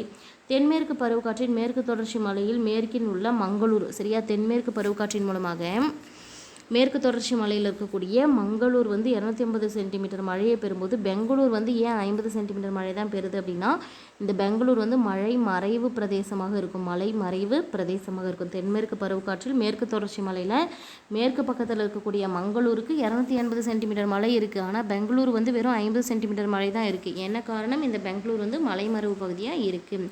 வளிமண்டலத்தில் உயர் அடுக்குகளில் குறுகிய பகுதிகளில் வேகமாக நகரும் காற்றுக்கு என்ன பேர் அப்படின்னு ஒரு கொஸ்டின். ஜெட் காற்று. இது முக்கியமானது. சரியா? வளிமண்டலத்தில் உயர் அடுக்குகளில் இருக்கக்கூடிய குறுகிய பகுதிகளில் வேகமாக நகர்ந்து போகக்கூடிய காற்று தான் ஜெட் காற்று அப்படின்னு சொல்லுவோம். அதிக வெப்பமுடையதாகவோ அல்லது மிக குளிர்ச்சி உடையதாகவோ இருக்காத நிலையை நம்ம என்ன காலநிலைன்னு சொல்கிறோம்னா சமச்சீர் காலநிலைன்னு சொல்கிறோம். சமமாக இருக்கும். அதிகமான வெப்பமாக இருக்காது, அதிகமான குளிராகவும் இருக்காது, அதிக வெப்பமுடையதாகவும் இருக்காது, மிக குளிர்ச்சி உடையதாகவும் இருக்காத காலநிலை சமச்சீர் காலநிலை. இதுக்கு என்ன காலநிலைன்னு பேர் அப்படின்னா பிரிட்டிஷ் காலநிலைன்னு பேர். மான்சூன் அப்படிங்கிறது பாருங்கள், மான்சூன் அப்படிங்கக்கூடிய மௌசிம். சரியா? மான்சூன் அப்படிங்கிறது மௌசிம் அப்படிங்கக்கூடிய அரபு சொல்லிருந்து வந்தது. இதுக்கு மீனிங் பருவகாலம். அதுதான் சுருக்கமாக கொடுத்துருக்கேன். மான்சூன் அப்படிங்கிறது மௌசிம் அப்படிங்கிற அரபு சொல்லிலிருந்து வந்தது. இதுக்கு மீனிங் பருவகாலம். இந்த பருவகாலம் அப்படிங்கிறது வந்து எதுக்காக வந்தது அப்படின்னா, அரபு மாலுமிகள் அப்போல்லாம் வந்து அரபிக்கடலில் பருவகாலங்களுக்கு ஏற்ப மாறி வீசும் காற்றை குறிப்பிடத்துக்கு பயன்படுத்தின வார்த்தை தான் பருவகாலம். சரியா? அரபு மாலுமிகள் பயன்படுத்திய ஒரு வார்த்தை பருவகாலம். எதுக்காக பயன்படுத்தினாங்க அப்படின்னா, அரபிக்கடலில் பருவகாலங்களுக்கு ஏற்ப மாறி மாறி வீசக்கூடிய காற்றுகளை குறிப்பிடுறதுக்கு பருவகாலத்தை பயன்படுத்தினாங்க. இந்தியாவில் பார்த்தோம்னா 4 வகையான பருவகாலங்களாக பிரிக்கிறாங்க இந்தியாவை. சரியா? ஒன்று குளிர்காலம். எப்போ இருந்து எப்போ? ஜனவரி பிப்ரவரி மாதம் குளிர்காலம். கோடைக்காலம் அப்படிங்கிறது மார்ச் மே. சரியா? மார்ச்லேருந்து மே. March April May. சரியா? ஜனவரி பிப்ரவரி குளிர்காலம், மார்ச் ஏப்ரல் மே அப்படிங்கிறது கோடைக்காலம். தென்மேற்கு பருவக்காற்று காலம் அப்படிங்கிறது ஜூனில் தொடங்கி செப்டம்பரில் முடியுது. ஜூன் ஜூலை ஆகஸ்ட் செப்டம்பர் 4 மாதங்கள். வடகிழக்கு பருவக்காற்று காலம் அப்படிங்கிறது அக்டோபர் நவம்பர் டிசம்பர் இந்த 3 மாதங்கள். சரியா? இந்த குளிர்காலம் அப்படிங்கிறது வந்து சூரியனுடைய செங்குத்து கதிர்கள் மகர ரேகை மேலே தான் விழும். சரியா? சூரியனுடைய செங்குத்து கதிர்கள் மகர ரேகை மேலே விழுறதுனால இந்தியா வந்து சாய்வான சூரிய கதிர்கள் தான் பெறும். ஏன் அப்படின்னா நமக்கு கடகரேகை தான் இருக்குது. சரியா? மத்திய பகுதியில் கடகரேகை இருக்குது. இந்த குளிர்காலத்தில் சூரியனுடைய செங்குத்து கதிர்கள் தூரமாக இருக்கக்கூடிய மகர ரேகை மேலே விழுந்துறதுனால சாய்வான செங்குத்து சூரியனுடைய சாய்வான கதிர்களை தான் நம்ம பெறுறோம். செங்குத்தான கதிர்கள் பெறறதில்ல. அதனால் இது குளிர்காலம். சரியா? கோடைக்காலம் அப்படிங்கிறது சூரிய கதிர்கள் தீபகற்ப இந்தியா மீது செங்குத்தாக விழுது. கோடை காலத்தில் சூரியனுடைய செங்குத்து கதிர்கள் எங்கே விழுது? தீபகற்ப இந்தியாவின் மீது விழுகின்றது. அடுத்து பாருங்கள், கேரளா கர்நாடகா பகுதிகளில் மாங்காய்கள் விரைவில் பழுக்க பயன்படும் மலை எது அப்படின்னு பார்த்தோன்னா மாஞ்சாரல் மலை. கேரளா மற்றும் கர்நாடகா பகுதிகளில் இருக்கக்கூடிய மாங்காய்கள் விரைவில் பழுக்க பயன்படும் மலை மாஞ்சாரல் மலை. ஏப்ரல் மற்றும் மே மாதங்களில் வடமேற்கு திசையிலிருந்து வீசும் தலக்காற்றுக்கு பேர் நார்வேஸ்டார் அல்லது கால் பைசாகி. ரொம்ப முக்கியமான கேள்வி. ஏப்ரல் மே மாதங்களில் வடமேற்கு திசையிலிருந்து வீசும் தலக்காற்று நார்வேஸ்டார் அல்லது கால் பைசாகி. தென்மேற்கு பருவக்காற்று காலம் எது அப்படின்னு பார்த்தீங்கன்னா மழைக்காலம் சொல்லுவோம். தென்மேற்கு பருவக்காற்று காலம் தான் மழைக்காலம் என்று அழைக்கப்படும். இது ஜூலை 15 பார்த்தோம்னா இந்த தென்மேற்கு பருவக்காற்று இந்தியா முழுவதும் பரவ ஆரம்பிச்சிடும். தென்மேற்கு பருவக்காற்று காலத்தில் மிகப்பெரிய தாக்கத்தை ஏற்படுத்துறது என்ன அப்படின்னா எல்னினோ விளைவுகள் தான். சரியா? தென்மேற்கு பருவக்காற்று காலத்தில் மிகப்பெரிய தாக்கத்தை ஏற்படுத்துவது எல்னினோ. இப்பருவக்காற்றுடைய துவக்கம் சரியா? தென்மேற்கு பருவக்காற்று ஸ்டார்ட் ஆகும்போதே பருவமழை வெடிப்பு ஏற்படும். எங்கன்னா தென்னிந்தியாவில். சரியா? தென்னிந்தியாவில் பருவமழை வெடிப்பு எப்போ துவங்கும் அப்படின்னா தென்மேற்கு பருவக்காற்று துவங்கும் போதே துவங்கிடுது. இதோடைய தென் முனையில் பார்த்திங்கன்னா இந்த தென்மேற்கு பருவக்காற்று தொடங்கி தென் பகுதியில் வந்து இரண்டாக பிரியுது. ஒன்று வந்து அரபிக்கடல் வழியாக போகுது, இன்னொன்று வங்காள விரிகுடா வழியாக.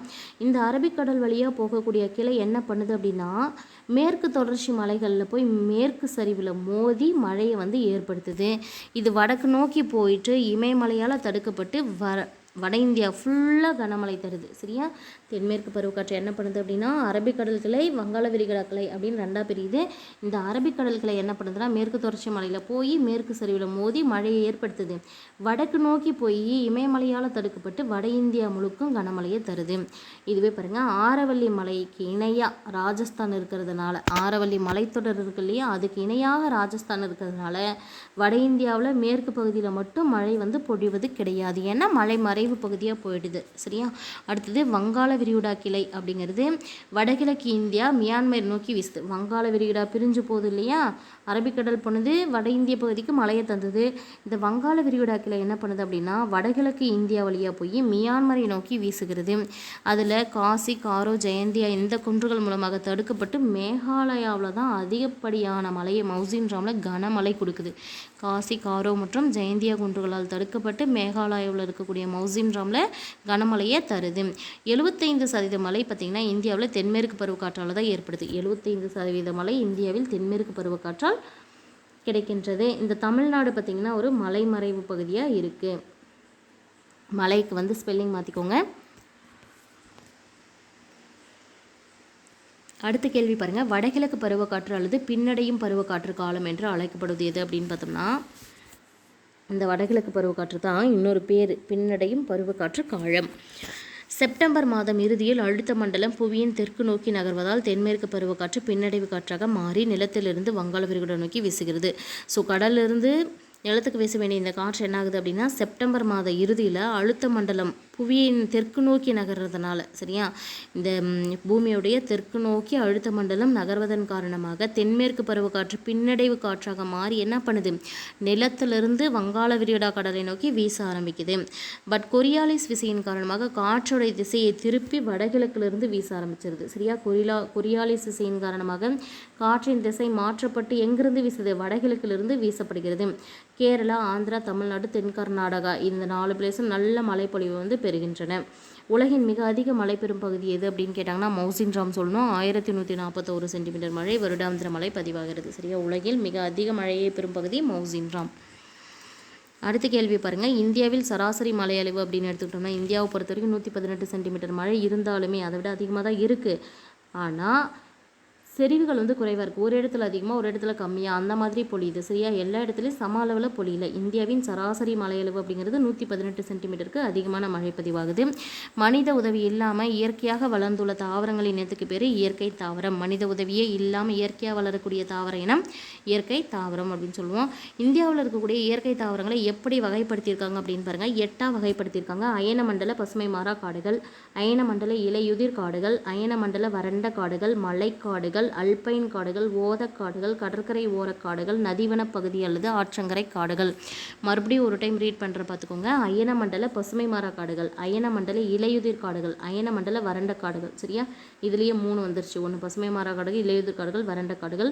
அடுத்தது மலைக்காடுகள், அல்பைன் காடுகள், ஓதக்காடுகள், கடற்கரையின் ஓரக்காடுகள், நதி வனப்பகுதி அல்லது ஆற்றங்கரை காடுகள். சரியா, இந்த 8 பாருங்கள், முக்கியமான பாயிண்ட்ஸ் மட்டும் கொடுத்துருப்பேன். அயன மண்டல பசுமை மாறா காடுகளில் ஆண்டு சராசரி மழை எவ்வளோ இருக்கும் அப்படின்னா 200 சென்டிமீட்டர் விட அதிகமாக இருக்கும். பசுமை அதனால தான் மாறாமல் இருக்கும். சரியா, அயன மண்டல பசுமை மாறா காடுகளில் ஆண்டு சராசரி மழை எவ்வளோ விட அதிகமாக இருக்கும், 200 சென்டிமீட்டருக்கு மேலே மழை பொழிவு ஏற்படும்.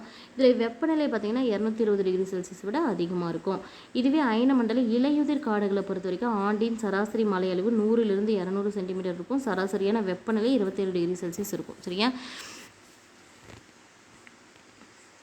அயன மண்டல இலையுதிர் காடுகளை பொறுத்த வரைக்கும் ஆண்டு சராசரி மழை எவ்வளோ இருக்கும், 100லிருந்து 200 சென்டிமீட்டர். சராசரி வெப்பம் 27 டிகிரி செல்சியஸ். ஆக்சுவலாக இந்த இடத்துல பார்த்திங்கன்னா 22 டிகிரி செல்சியஸ் தான் வரணும். சரிங்களா, சரியாக தெரிஞ்சதுன்னா கமெண்ட் பண்ணுங்கள். ஒரு டவுட்டாக இருக்குது, இந்த இடத்துல நான் பார்த்துட்டு உங்களுக்கு கமெண்டில் பின் பண்ணி வைக்கிறேன். வெப்பநிலை அளவு 22 டிகிரி செல்சியஸ் விட அதிகமாக இருக்கும். அப்படி இருக்கும். இங்கே சராசரி வெப்பநிலை பார்க்கும்போது 27 டிகிரி செல்சியஸ். அயன மண்டல வறண்ட காடுகள் அப்படிங்கிறது அடுத்தது பார்த்திங்கன்னா அயன மண்டலத்திலே வறண்ட காடுகள் ஆண்டின் சராசரி மழை அளவு இங்கே எவ்வளோ இருக்கும்னா 50லிருந்து 100 சென்டிமீட்டர். இதெல்லாம் பொறுத்துக்களை கேட்டிருக்காங்க. இந்த பக்கம் காடுகள் கொடுத்துட்டு அதோடைய சராசரி மலையளவு அப்படின்னு சொல்லிட்டு 4 மலையளவு கொடுத்துருக்காங்க, ஞாபகம் வச்சுக்கோங்க. இடைநிலை வகை காடுகள் அப்படின்னு சொல்லிட்டு இது நம்ம சொல்லுவோம், சரியா. பாலைவன மற்றும் அரை பாலைவன காடுகள். எது பாலைவனம் மற்றும் அரை பாலைவன காடுகள் நம்ம என்னன்னு சொல்லுவோம்னா முட்புற காடுகள். முட்புதர் காடுகள், முட்கள் தான் அங்கே அதிகமாக இருக்கும் பாலைவன பகுதிகளில். பாலைவனம் அல்லது அரை பாலைவன பகுதிகள் எல்லாமே முட்புதர் காடுகள் அதிகமாக இருக்கும். இங்கே வந்து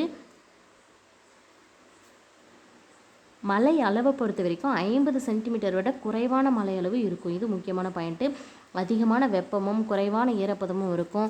இங்கே மேக்சிமம் கருவேலம், சீமை கருவேலம் மற்றும் ஈச்ச மரங்கள் தான் வளரும். கருவேலம், சீமை கருவேலம், ஈச்ச மரங்கள் வளரும். மலைக்காடுகளை பொறுத்த வரைக்கும் 2ஆக பிரிக்கிறாங்க, சரியா. ஒன்று கிழக்கு இமயமலை காடுகள், இன்னொன்று மேற்கு இமயமலை காடுகள். மலைக்காடுகளை பொறுத்த வரைக்கும் 2 வகை இருக்குது. என்னென்ன? கிழக்கு இமயமலை காடுகள் மற்றும் மேற்கு இமயமலை காடுகள்.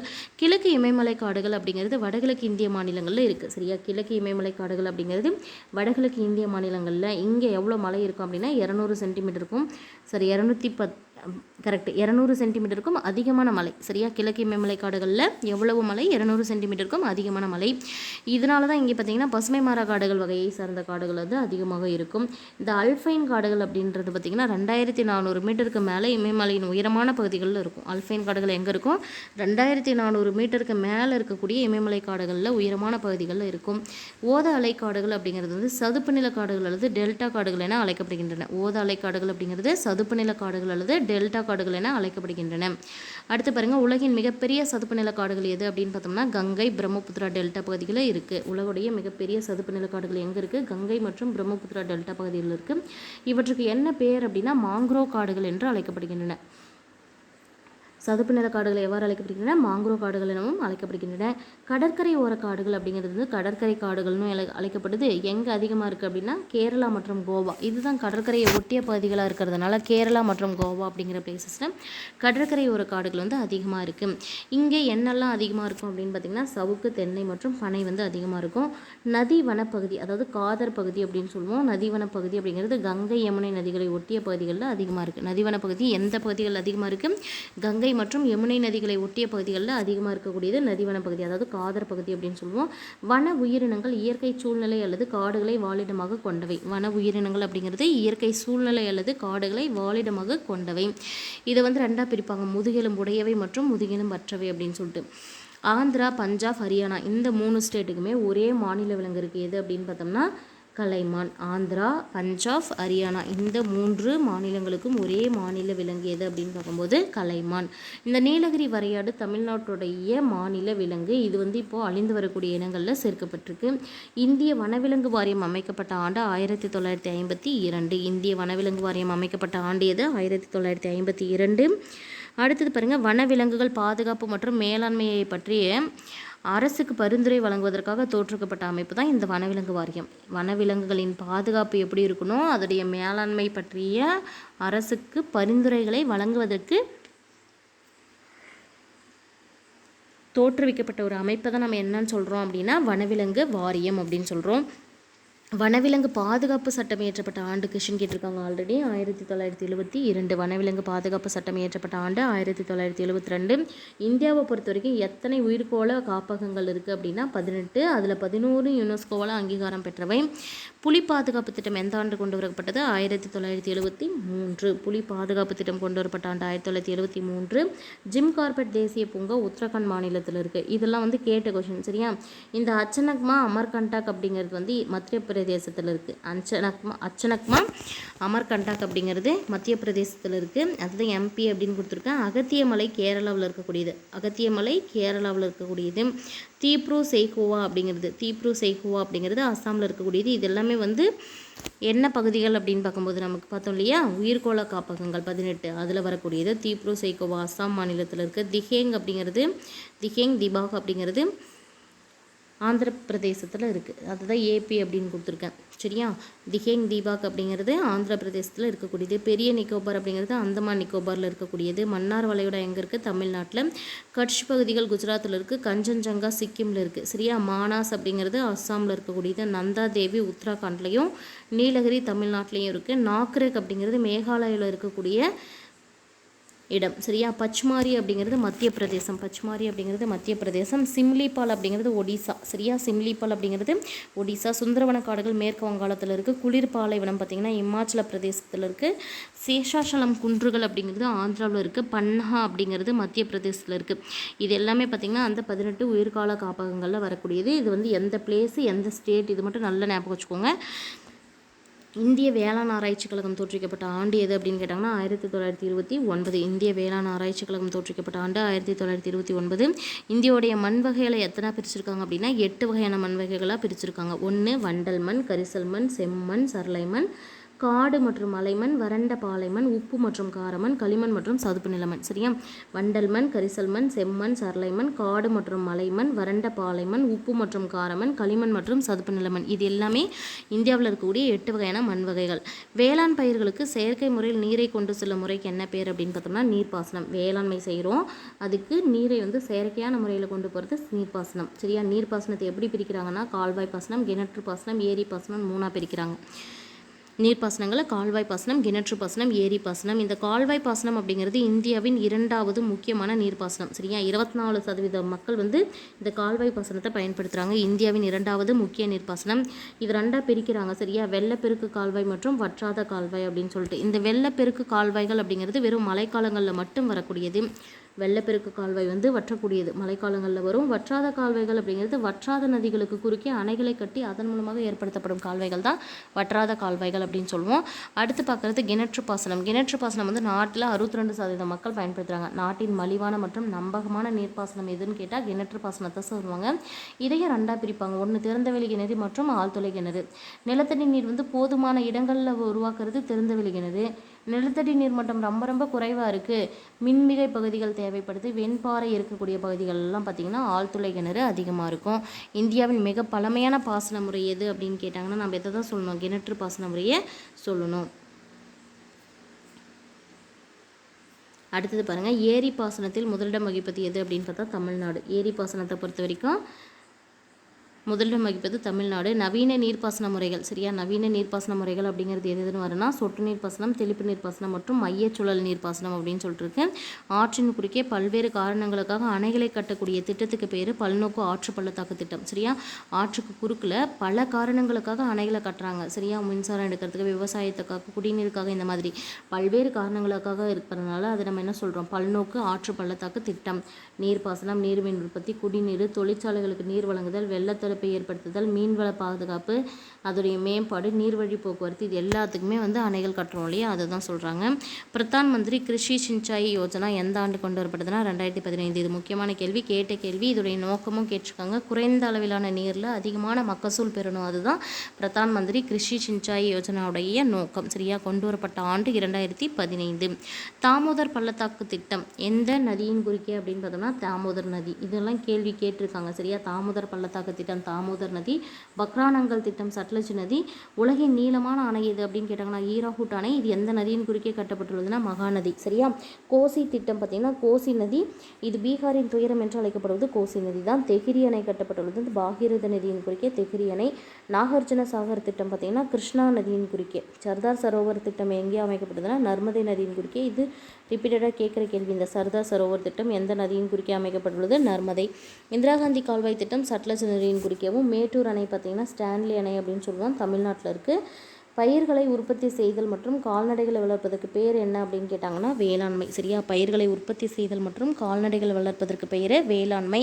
இந்த வேளாண்மை வந்து வேலை வாய்ப்பில் 50% தருது. சரியா? வேளாண்மை வந்து வேலை வாய்ப்பில் 50% தருது. அது மட்டும் இல்லாமல் நாட்டுடைய மொத்த வருமானத்தில் 25% தரக்கூடியது. 100 ரூபாய் நாட்டுக்கு கிடைக்குது அப்படின்னா 25 ரூபாய் இந்த வேளாண்மை மூலமே வருது. 50 பேருக்கு வந்து வேளாண்மை மூலமாக வேலை வருதுன்னா மற்ற எல்லாத்துலேயும் சேர்த்து 50 பேருக்கு தான் வேலை வரும். அதான் சொல்கிறாங்க வேளாண்மை வேலை வாய்ப்பு அப்படிங்கிறது 50% தருது. பெரும்பாலும் குடும்ப உறுப்பினர்களின் உதவியோடு சாகுபடி செய்து விளைச்சலில் பெரும் பகுதியை குடும்பத்து உறுப்பினர்களுக்கே நுகர்வது வந்து தன்னிறைவு வேளாண்மைன்னு சொல்லுவோம். சரியா? வேளாண்மையுடைய வகைகளை தான் எக்ஸ்பிளைன் பண்ணியிருப்போம் இங்கே. தன்னிறைவு வேளாண்மை அப்படிங்கிறது மேக்சிமம் அந்த குடும்பத்தில் யார் இருக்காங்களோ அவங்களுடைய உதவியோடு சாகுபடி செய்து அதில் விளையிறதுல வந்து மேக்சிமம் அவங்களுக்கே வச்சுக்கிட்டு மீதி இருக்கக்கூடியதை விற்பனை செய்கிறது தான் வந்து தன்னிறைவு வேளாண்மை அப்படின்னு சொல்லுவாங்க. பழங்குடியின மக்களால் காடுகளில் ஒரு சிறிய பகுதிகளில் உள்ள மரங்களை அகற்றி சாகுபடி செய்வது என்ன அப்படின்னு பார்த்தோம்னா இடப்பெயர்வு வேளாண்மை. சரியா? பழங்குடியின மக்கள் தான் பார்த்திங்கன்னா காடுகள் அதிகமாக இருப்பாங்க. அந்த காடுகளில் ஒரு குறிப்பிட்ட பகுதிகளில் இருக்கக்கூடிய மரங்கள் எல்லாம் அகற்றிட்டு சாகுபடி செய்கிறதுக்கு பேர் இடப்பெயர்வு வேளாண்மை அப்படின்னு சொல்லுவோம். சரியா? அவங்க என்ன பண்ணுவாங்கன்னா 2 அல்லது 3 ஆண்டுகள் கழித்து அந்த மண்ணுடைய வளம் குறைஞ்சு போகும்போது அவங்க காடுகளை அழித்து வேளாண்மை செய்கிறாங்களே, மரங்களெல்லாம் வெட்டிட்டு அந்த இடத்துடைய அந்த வளம் குறையும் போது என்ன பண்ணுவாங்கன்னா இடத்தை விட்டு வேறு இடத்துக்கு நகர்ந்து சென்று புதுசாக மறுபடியும் என்ன பண்ணுவாங்கன்னா வேறு இடத்துல மரங்களை வெட்டி எரிச்சிட்டு வேளாண்மை செய்ய ஆரம்பிப்பாங்க. இதுக்கு நம்ம என்னன்னு சொல்லுவாங்கன்னா வெட்டுதல் அல்லது எரித்தல் வேளாண்மைன்னு சொல்லுவாங்க. இடப்பெயர்வு வேளாண்மையின் பெயர்கள் பார்த்திங்கன்னா ஒவ்வொரு இடத்துலையும் ஒவ்வொரு மாதிரி சொல்லுவாங்க. இடப்பெயர்வு வேளாண்மைக்கு ஜூம் அப்படிங்கிறது அஸ்ஸாமில் சொல்லப்படும், பொன்னம் அப்படிங்கிறது கேரளாவில் இருக்கக்கூடிய பெயர், பொடு அப்படிங்கிறது ஆந்திரா மற்றும் ஒடிசாவிலையும், பீவார் மாசன் பென்டா பீரா அப்படிங்கிறதெல்லாம் மத்திய பிரதேசத்தில் இருக்கக்கூடிய பல்வேறு பகுதிகளில் வழங்கப்படக்கூடிய வெவ்வேறான பெயர்கள். அடுத்த கேள்வி பாருங்க, இயந்திரங்கள் மற்றும் பல்வேறு நவீன யுக்திகள் மூலம் உற்பத்தி அதிகரிப்பது. சரியா? ஒரு உற்பத்தியை அதிகப்படுத்துறதுக்காக பல்வேறு வகையான இயந்திரங்கள் மற்றும் நவீன யுக்திகளை பயன்படுத்துறது தான் என்ன முறை அப்படின்னா தீவிர வேளாண் முறை அப்படின்னு சொல்லுவோம். இந்த தீவிர வேளாண் முறையுடைய நோக்கம் என்ன அப்படின்னு கேட்டாங்கன்னா சிறிய நிலத்தில் அதிகமான விளைச்சல் கொண்டு வரணும் அப்படிங்கிறது தான் இதோடைய நோக்கம். தீவிர வேளாண்மையுடைய நோக்கம். நீர்ப்பாசன வசதி இல்லாத வறண்ட பகுதிகளில் பயன்படுத்தப்படும் வேளாண் முறைக்கு பேர் வறண்ட நில வேளாண்மை. இதிலே வந்துருச்சு இல்லையா? வறண்ட பகுதிகளில் பயன்படுத்தப்படும் வேளாண்மை வறண்ட நில வேளாண்மை. பயிரிடலுடன் கால்நடையும் வளர்ப்பாங்க, கோழியும் வளர்ப்பாங்க, மீன் வளர்ப்பு மற்றும் தேனி வளர்ப்பு இது எல்லாமே சேர்த்து செஞ்சாங்கன்னா அது அந்த வேளாண்மை என்னன்னு சொல்லுவோம்? கலப்பு வேளாண்மைன்னு சொல்லுவோம். வெறும் வேளாண்மை மட்டும் செய்யாமல் கால்நடைகள் வளர்ப்பது, கோழி வளர்ப்பு, மீன் வளர்ப்பு, தேனி வளர்ப்பு இது எல்லாமே சேர்த்து செய்யறதுக்கு பேர் கலப்பு வேளாண்மை. மலை பிரதேசங்களில் பின்பற்றக்கூடிய வேளாண் முறை என்ன அப்படின்னு பார்த்தீங்கன்னா படிக்கட்டு முறை வேளாண்மை. மலைப்பகுதிகள் சரிவாக இருக்கும், சமப்பகுதியாக இருக்காது. ஸோ ஏதாவது ஒரு இடத்துல கொஞ்சம் சமமாக இருக்கக்கூடிய பகுதிகளை பார்த்து இன்னும் சமப்படுத்தி அந்த இடத்துல வேளாண்மை செய்வாங்க. கொஞ்சம் மறுபடியும் மேலே ஏறி நடந்து படிக்கட்டு மாதிரி போயிட்டு வேற ஒரு இடத்துல சமப்பகுதி இருக்கும் இல்லையா, அங்கே சமப்படுத்தி வேளாண்மை செய்திருப்பாங்க. அதனால தான் இந்த மலை பிரதேசங்களில் பின்பற்றப்படும் வேளாண் முறைக்கு பேர் படிக்கட்டு முறை வேளாண்மை. மலைச்சரிவு பகுதிகளில் சமப்படுத்தப்பட்டு நிலத்தை நிலையான வேளாண்மை பகுதிகள் போல் பயன்படுத்துறது தான் இதில் சொல்லியிருப்பாங்க. இந்த வேளாண் பருவத்தை 3ஆக பிரிக்கிறாங்க பாருங்கள். காரிஃப் பருவம் அப்படிங்கிறது ஜூன்லேருந்து செப்டம்பர் வரைக்கும். சரியா? ஜூன், ஜூலை, ஆகஸ்ட், செப்டம்பர் அப்படின்னு சொல்லிட்டு 4 மாதங்கள் காரிஃப் பருவம். இந்த ராஃபி பருவம் அப்படிங்கிறது அக்டோபர், நவம்பர், டிசம்பர், ஜனவரி, பிப்ரவரி, மார்ச் அப்படின்னு சொல்லிட்டு 6 மாதங்கள் வரக்கூடியது. அக்டோபர், நவம்பர், டிசம்பர், ஜனவரி, பிப்ரவரி, மார்ச். அடுத்தது இந்த சையது பருவம் அப்படிங்கிறது ஏப்ரல் மற்றும் ஜூன். ஏப்ரல், மே, ஜூன் 3 மாதங்கள். சரியா? பாருங்கள், June, July, August, September, October, November, December, ஜனவரி, பிப்ரவரி, மார்ச், ஏப்ரல், மே, ஜூன். இந்த ஜூன் மறுபடியும் இங்கே வந்திருக்காங்கன்னா நமக்கு இந்த மந்த் கவுண்டிங் வருது. காரிஃப் பருவம் எந்த மாதம் எந்த மாதம் அப்படின்னு கேள்வி கேட்பாங்க. June to September. ராஃபி பருவம் அப்படிங்கிறது அக்டோபர் டு மார்ச். சையத் பருவம் அப்படிங்கிறது ஏப்ரல் டு ஜூன். சரியா? அடுத்தது பாருங்கள், இந்தியாவில் 4 வகையான முக்கியமான சாகுபடி பயிர்கள் இருக்குது. ஒன்று என்ன அப்படின்னு பார்த்தோம்னா உணவு பயிர். எதெல்லாம் உணவு பயிரில் வரும்? நெல், கோதுமை, மக்காச்சோளம், திணைப்பயிர்கள் மற்றும் பருப்பு வகைகள். வாணிப பயிர்கள் இருக்குது. அது என்னென்னு பார்த்தோம்னா கரும்பு, புகையிலை, பருத்தி, எண்ணெய் வித்துக்கள் மற்றும் சணல். தோட்ட பயிர்களும் இருக்குது. தேயிலை, காஃபி, ரப்பர். தோட்ட கலை பயிர்கள் இருக்குது. பழங்கள், மலர்கள் மற்றும் காய்கறிகள். சரியா? இதை கூட மேட்செட்டில் கேட்பாங்க. உணவு பயிர்கள் கொடுத்துட்டு அப்புறம் வாணிப பயிர்கள், தோட்ட பயிர்கள், தோட்ட கலை பயிர்கள் அப்படின்னு கொடுத்துட்டு ஒவ்வொன்றுத்துக்கும் மேட்செட்டில் கூட கேட்கலாம். இல்லைனா சூஸ் த பெஸ்ட் ஆன்சர்லேயும் கேட்கலாம். உணவு பயிர்கள் அப்படிங்கிறது நெல், கோதுமை, மக்காச்சோளம், திணைப்பயிர்கள் மற்றும் பருப்பு வகைகள். வாணிப பயிர் அப்படிங்கிறது கரும்பு, புகையிலை, பருத்தி மற்றும் எண்ணெய் வித்துக்கள், சணல். தோட்ட பயிர்கள் பார்த்திங்கன்னா தேயிலை, காப்பி மற்றும் ரப்பர். தோட்ட கலை பயிர்கள் அப்படிங்கிறது பழங்கள், மலர்கள் மற்றும் காய்கறிகள். சரியா? இதில் நெல் அப்படிங்கிறது பார்த்திங்கன்னா தனியாக எடுத்துக்கிட்டோம்னா இந்தியாவின் பூர்வீக பயிர் நெல். இதில் முதலிடம் சீனா, 2ஆம் இடம் இந்தியா. நெல் உற்பத்தியில் முதலிடம் சீனா, இந்தியா 2ஆம் இடம். இது ஒரு அயனமண்டல பயிர். சரியா? நெல் அப்படிங்கிறது என்ன பயிர்? அயனமண்டல பயிர். இதுக்கு எவ்வளோ வெப்பம் தேவைப்படும் அப்படின்னு பார்த்தீங்கன்னா 24 டிகிரி செல்சியஸ் வெப்பமும் 150 சென்டிமீட்டர் மழையளவும் தேவைப்படும். இது எந்த மண்ணில் அதிகமாக வளரும்னு பார்த்தீங்கன்னா களிமண் மற்றும் வண்டல் மண் தான் இதோடைய உற்பத்திக்கு உகந்தது. 3 முறைகள் இருக்குது இதில். சரியா? இந்தியாவில் விதை தூவல், ஏர் உழுதல் அல்லது துளையிடும் முறை, நாற்று நடுதல் அப்படின்னு சொல்லிட்டு 3 முறைகளில் நெல் பயிரிடுதல் நடத்தப்படுது. விதை தூவல், ஏர் உழுதல் அல்லது துளையிடும் முறை, நாற்று நடுதல் அப்படின்னு சொல்லிட்டு. அதிகமான விளைச்சல் தரக்கூடிய நெல் ரகங்கள் எதுன்னு கொஷின் கேட்பாங்க. சிஆர் தாள் 205 அந்த நம்பர் ஞாபகம் வச்சுக்கோங்க. சிஆர் தாள் 205, ஏஆர் தாள் 306, சிஆர்ஆர் 451. இது 3மே முக்கியம். சிஆர் தாள் 205, ஏஆர் தாள் 306, சிஆர்ஆர் 451. நெல்லுக்கு அடுத்தது பார்த்திங்கன்னா கோதுமை 2வது இடத்துல இருக்குது. சரியா, நெல்லுக்கு அடுத்ததாக இருக்கக்கூடியது கோதுமை, 2வது முக்கியமான உணவு பயிர். விதைக்கும் போது இதோடைய வெப்பம் எவ்வளோ இருக்கணும்னா 10 டிகிரி செல்சியஸ்லேருந்து 15 டிகிரி செல்சியஸ் இருக்கக்கூடிய வெப்பநிலை அளவாக இருக்கணும். அறுவடை காலத்தில் எவ்வளோ டிகிரி செல்சியஸ் இருக்கணும் அப்படின்னு பார்த்திங்கன்னா 20லேருந்து 25 டிகிரி செல்சியஸ் அளவு இருக்கணும். 3வது உணவு பயிர் எது அப்படின்னு பார்க்கும்போது சோளம். சரியா, இந்த சோளத்துடைய பூர்வீகம் எந்த நாடு அப்படின்னா ஆப்பிரிக்கா. தீபகற்ப இந்தியாவின் முக்கியமான உணவு பயிர் எது அப்படின்னு கேட்டாங்கன்னா இந்த சோளத்தை தான் சொல்லணும். தீபகற்ப இந்தியாவுடைய முக்கியமான உணவு பயிர் சோளம். கம்பும் பார்த்திங்கன்னா ஆப்பிரிக்காவை பூர்வீகமாக கொண்டது. அடுத்த பாயிண்ட்லேயே கொடுத்துருக்கேன் பாருங்கள். கம்பு அப்படிங்கிறது ஆப்பிரிக்கா தான் பூர்வீகம். ஏழைகளின் முக்கிய உணவு பயிர் எது அப்படின்னு கேட்டாங்கன்னா கம்பு சொல்லணும். சரியா, தீபகற்ப இந்தியாவின் முக்கிய உணவு பயிர் சோளம், ஏழைகளின் முக்கிய உணவு பயிர் கம்பு. நீர் பாருங்கள், நீர்பீர் மற்றும் விஸ்கி இது எல்லாத்தையும் தயாரிக்கிறதுக்கு பயன்படக்கூடியது எது அப்படின்னு பார்த்திங்கன்னா பார்லி என்று சொல்லக்கூடிய வார்கோதுமை பயன்படுது. உலகத்திலேயே அதிகமான பருப்பு உற்பத்தி செய்யும் நாடு எது அப்படின்னு கேட்டாங்கன்னா இந்தியா. சரியா, 451வது பாயிண்ட் பாருங்கள். வாணிப பயிர்கள் எது எது அப்படின்னு பார்க்கும்போது கரும்பு, புகையிலை, இலை பயிர்கள் மற்றும் எண்ணெய் வித்துக்கள் அதிகமாக இருக்கும். இதில் இந்த இலை பயிர்கள் அப்படிங்கிறது எதெல்லாம் வரும் அப்படின்னு பார்த்தீங்கன்னா பருத்தி, புளிச்சக்கீரை மற்றும் சணல். இதில் 3 இருக்கிறதுனால 4வது ஒரு டிஃப்ரென்ஸாக ஒன்று கொடுத்தது பொருந்தாதது கேட்கலாம். சரியா, இலை பயிர்கள் அப்படிங்கிறது பருத்தி, புளிச்சக்கீரை, சணல். இந்தியாவின் மிக முக்கியமான வாணிப பயிர் எது அப்படின்னு கேட்டாங்கன்னா கரும்பு. சரியா, இந்தியாவுடைய மிக முக்கியமான வாணிப பயிர் எது? கரும்பு. இந்த கரும்பு உற்பத்தி செய்கிறதுல சரியா கரும்பு நடவு இருக்கு இல்லையா, அந்த கரும்பு உற்பத்தியில் இந்தியா எத்தனாவது இடம்னா 2ஆம் இடம். அதுவே கரும்புலேருந்து சர்க்கரை ஆலைகளில் சர்க்கரை உற்பத்தி செய்கிறாங்க இல்லையா, அதில் முதலிடம் பார்த்திங்கன்னா கியூபா, 2ஆம் இடம் பார்த்திங்கன்னா பிரேசில், இந்தியா வந்து 3வது இடத்துல இருக்குது. கன்ஃபியூஸ் ஆகக்கூடாது. கரும்பு அப்படியே உற்பத்தி செய்கிறதுல 2ஆம் இடமாகவும் கரும்பை கொண்டு போய் சர்க்கரையாக மாற்றி உற்பத்தி செய்கிறதுல 3ஆம் இடமாகவும் இந்தியா இருக்குது.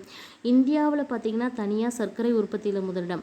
இங்கே சர்க்கரை உற்பத்தி உலக அளவில் பார்த்தோம். இந்த பாயிண்டில் இந்தியா அளவில் பார்க்க போகிறோம். இந்தியாவுடைய சர்க்கரை உற்பத்தியில் முதலிடம் பெறும் மாநிலம் எது அப்படின்னு பார்த்தோம்னா உத்தரப்பிரதேசம். சரியா, அதனால தான் உத்தரப்பிரதேசத்தை என்னன்னு சொல்லுவோம், இந்தியாவின் சர்க்கரை கிண்ணம் என்று அழைக்கப்படும். சரியா, இந்தியாவின் சர்க்கரை கிண்ணம் எது? உத்தரப்பிரதேசம். பருத்தி உற்பத்தி பார்த்திங்கன்னா முதலிடம் சீனா, 2ஆம் இடம் இந்தியா. இது நமக்கு தெரிஞ்சது தான். தங்க இழை புரட்சி. சரியா, தங்க இலை பயிர் எது அப்படின்னு கேட்டாங்கன்னா சணல். சரியா, சணல் எந்த மண்ணில் அதிகமாக வளரும் அப்படின்னு கேட்டாங்கன்னா வண்டல் மண். தங்க இலை பயிர் அப்படிங்கிறது சணல். சணல் அதிகமாக வளரக்கூடியது வண்டல் மண்.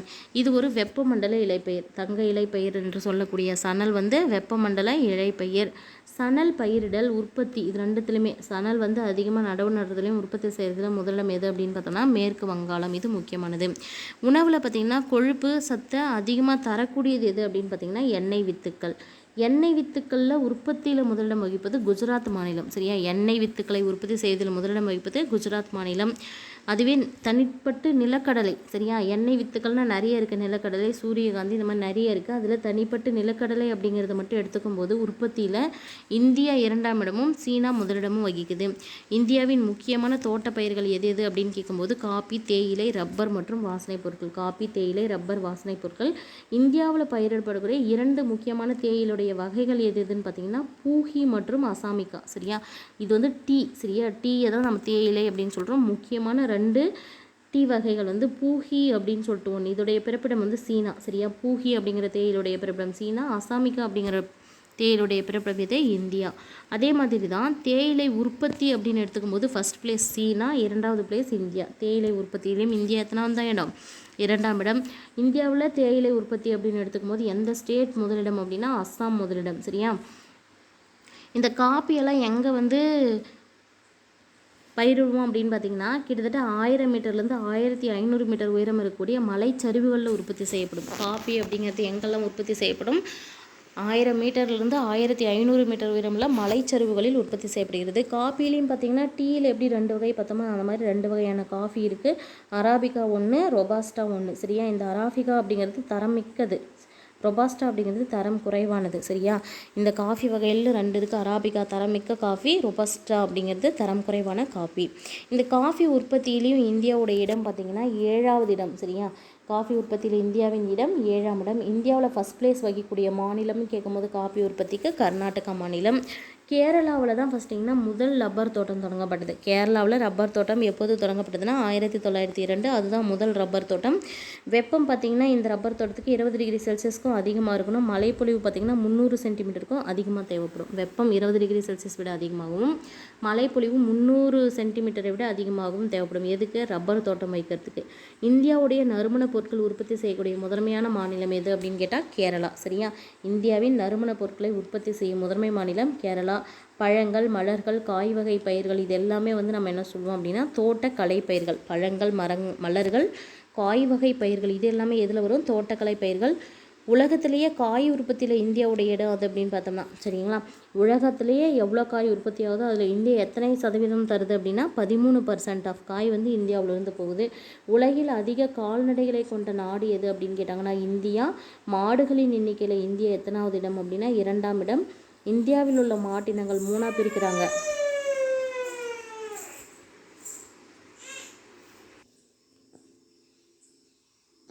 இந்தியாவில் இருக்கக்கூடிய மாட்டினங்கள் எத்தனை அப்படின்னு பார்த்தோங்கன்னா 3ஆக பிரிப்பாங்க. ஒன்று பாலினங்கள், இழுவையினங்கள் மற்றும் கலப்பினங்கள் அப்படின்னு சொல்லிட்டு.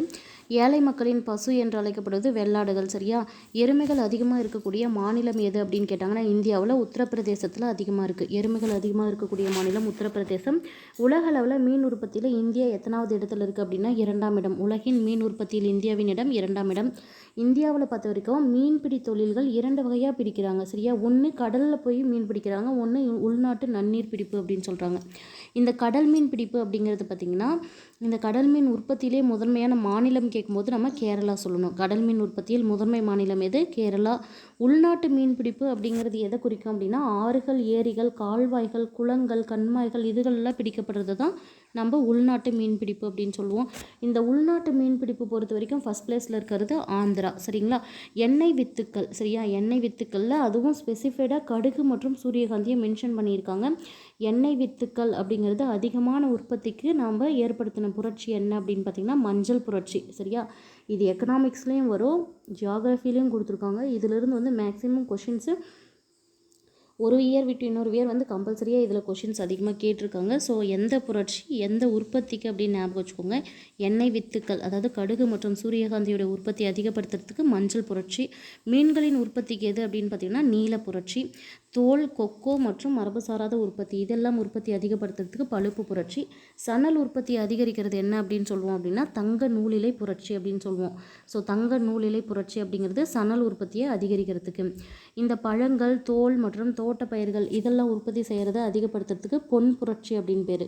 பழங்கள், தோல், தோட்டப்பயிர் உற்பத்தி இது எல்லாமே அதிகப்படுத்துறதுக்கு பொன் புரட்சி அப்படின்னு பேர். உரங்கள் உற்பத்தியை அதிகரிக்கிறது என்ன அப்படின்னு பார்த்திங்கன்னா சாம்பல் புரட்சி அப்படின்னு சொல்லுவோம். உரங்கள் அப்படிங்கிறது சாம்பல் புரட்சியில் வரும். வெங்காயம், மருந்து பொருட்கள், இறால் உற்பத்தி இது எல்லாமே இளஞ்சிவப்பு புரட்சி. வெங்காயம், மருந்து பொருட்கள் மற்றும் இறால் உற்பத்தி இது எல்லாமே எதில் வரும்? இளஞ்சிவப்பு புரட்சி. அனைத்து வகையான வேளாண்மை உற்பத்தியுமே எதில் தான் வரக்கூடியது அப்படின்னு பார்த்திங்கன்னா பசுமை புரட்சியில் வரக்கூடியது. அனைத்து வகையான வேளாண் உற்பத்தியுமே பசுமை புரட்சி. முட்டை மற்றும் கோழிகள் அதிகமாக உற்பத்தி செய்யணும் அப்படிங்கிறதுக்காக கொண்டு வரப்பட்டது வெள்ளி புரட்சி. இறைச்சி, தக்காளி இதெல்லாமே உற்பத்தி அதிகப்படுத்துறதுக்கு சிவப்பு புரட்சி. உருளைக்கிழங்கு உற்பத்திக்கு நம்ம கொண்டு வந்தது வட்ட புரட்சி. சரியா? பருத்தி உற்பத்தியை அதிகப்படுத்துறதுக்கு வெள்ளி இலை புரட்சி. இந்த வெண்மை புரட்சி, வெள்ளி புரட்சியும் வெள்ளி இலை புரட்சியும் கொஞ்சம் ஞாபகம் வச்சுக்கோங்க. முட்டை மற்றும் கோழிகளுக்கு வந்தது வெள்ளி புரட்சி. பருத்தி உற்பத்தி அப்படிங்கிறது வெள்ளி இலை புரட்சி. பால் உற்பத்தி தான் பார்த்திங்கன்னா வெண்மை புரட்சி அப்படின்னு சொல்லுவோம். ஸோ ஃப்ரெண்ட்ஸ், நம்ம சேனலை இப்போ தான் ஃபஸ்ட் டைம் பார்க்குறீங்க அப்படின்னா சேனலை சப்ஸ்கிரைப் பண்ணிக்கோங்க. பக்கத்தில் இருக்கிற பெல் ஐக்கனை கிளிக் பண்ணி ஆல்னு செட் பண்ணி வச்சுக்கோங்க. முடிஞ்ச வரைக்கும் நம்ம சேனலுடைய லிங்க்கை ஃப்ரெண்ட்ஸ்க்கு ஷேர் பண்ணுங்கள். நெக்ஸ்ட் வீடியோவில் வேறு ஒரு டாப்பிக்கில் இருக்கக்கூடிய முழுமையான கேள்விகளோடு பார்க்கலாம். தேங்க்யூ.